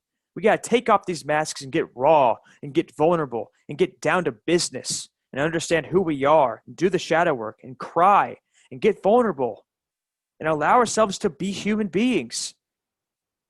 And this takes purging. It's a purge. It's a purging process. We got to go through purgatory. We got to eliminate those false belief systems. We got to allow those false belief systems to dissolve. We have to understand that we've been wrong. We have to understand and face the reality of what is happening inside of us. We can't align ourselves with natural law and who we are and establish that connection to who we are in awareness without being aware of the demons that lie inside of us, in our unconscious, deeply embedded in our unconscious. We have to purge these programs and take as long as we need to do so, and lift other people up and help other people along the way. Ultimately, the most important takeaway from this entire presentation is the fact that freedom and natural law must be understood and integrated by you so you can free yourself. Because ultimately, you're here to free yourself. To me, the pinnacle of our existence is to free ourselves and assist others to do the same. I do this work for no one else but myself, which is you and which is all. And I know that. That's not my opinion. That's not my belief. I am you. I am here to remind you of who you are. Therefore, you are you to remind you of who you are. You're staring in a mirror right now. We are each other on a soul level. We're here to remind one another who we are. External freedom is impossible in the current state we are in. We need to focus on living in a state of freedom ourselves and living in harmony with life and nature by living in harmony with her laws, nature's laws, natural law. This is what we are here to do. We are not here to burn out by excessively trying to wake others up. This will destroy us. We're not here to free others. We're not here to free each other's minds. We're not here to constantly struggle and, do whatever it takes to help people. No, we're here to help ourselves. Remain helping yourself. And that will inevitably breed you spreading your light around. But do it for yourself, because you are all. You don't have to try to help other people. That is thinking in terms of separation. You don't try to help others. There is no others. There is only you. Help yourself. It happens naturally. And be patient. You have to be patient with yourself. You got to go through the process of learning, of growing, and of understanding. You have to go through that process. Be patient. Don't rush it. We are here for ourselves, capital S, self, which is not a self. There is no self. I'm just using this word to relay a message. We are here for ourselves, all those who are really willing to help themselves and embody who they have come here to be. And here's the quote we've heard a million times, but you cannot say it enough. You cannot understand it and say it enough. I don't care what you think about this man. I don't care what you think about the quote. You have to be the change you want to see on earth. You have to be the change you want to see in the world. You have to be the change you want to see in the world. You have to emit. You have to radiate freedom. You have to radiate beingness, awareness, love, light, compassion. You have to radiate this connection. You have to live it in every single moment. Not fixate on what other people are doing, not fixate on government, not fixate on other things, problems in the world, not fixate on helping other people, not fixate on helping free the minds of others. You have to constantly be the change. Set the example. Love yourself. Understand yourself. You have to be present and live in alignment with truth and natural law in every single moment to establish freedom in the world. This is what we have to understand. You don't come across some knowledge, a couple books. You don't just watch this presentation and then start just producing massive amounts of work and start fixating on helping people. No, you keep going. It's a constant process. You're constant right in the center of that bell curve of teacher and student. You are both in every single moment. I'm learning so much by teaching this right now. And as I'm teaching, I am learning and growing inside of myself because I'm watching myself as I do this with awareness. I am the awareness that moves the hand. I am the awareness that watches the language, the communication, the vocalization of words, of energy, of frequency, of vibration. So we have to be the change that we want to see happen in the world. Oh, Lawrence, that's just a beat down quote that it's just been abused. No, this is true. This is an inherent truth. You have to be the change that you want to see manifest in the world, not just for a day, not just for a week, not just for a year. 24/7, you have to be the change that you want to see on the planet. We have to live in alignment with awareness. We have to reconnect. We have to reconnect with who we are. We have to reconnect to our spirits. We have to reestablish and repurpose and re-put together and allow our souls to come back to us. If you look at the soul as the mediary component between the spirit and physical, and the mind and the physical realm, the soul, most people have sold their souls. Their hoses are kinked. We have to open up so the flow of awareness can flow through us fluently, so we can help other people, so we can really be of use in this world. True use. We have to care. We have to align ourselves with natural law principles. Natural law principles are a master key. They constitute a master key to getting or establishing any state of being or state of existence that you wish to see in the world. You have to understand natural law deeply within yourself. You cannot be cut off from who you are and create freedom. You cannot do it. And we have to carry the fire to one another. We have to reignite the flame of passion, of awareness, of love, of truth in other people's hearts by being the lighthouse ourselves, by being that torch ourselves. And other people are just like, oh, I need that. I want some of that. I want some of that. I want some of that. Just allowing this energy to just shake the world and shake off all the shit that doesn't belong, to shake off all the muck and all the slime and all the dirt and all the grime that's been covering up our consciousness for so long. We have to share with one another. We have to care about one another, really care about one another. What does it mean to care? You have to be able to define care. You have to be able to define this within yourself, not with words, with knowing, with understanding, with feeling. We have to care about one another, our earth, this planet, the universe, our place in the universe. And then we can break the chains which tether the world. We can break the chains which imprison the planet currently. We can start to break the chains. The more we care about ourselves, the more we're in alignment with natural law, the more we've allowed the truth to dismantle and destroy our old self and our own belief systems and anything and everything that's not serving us anymore, the more the chains will dissolve and disintegrate. Thank you for staying through this presentation. I hope you got a lot out of it. I greatly appreciate you. I greatly appreciate your time and attention. Thank you.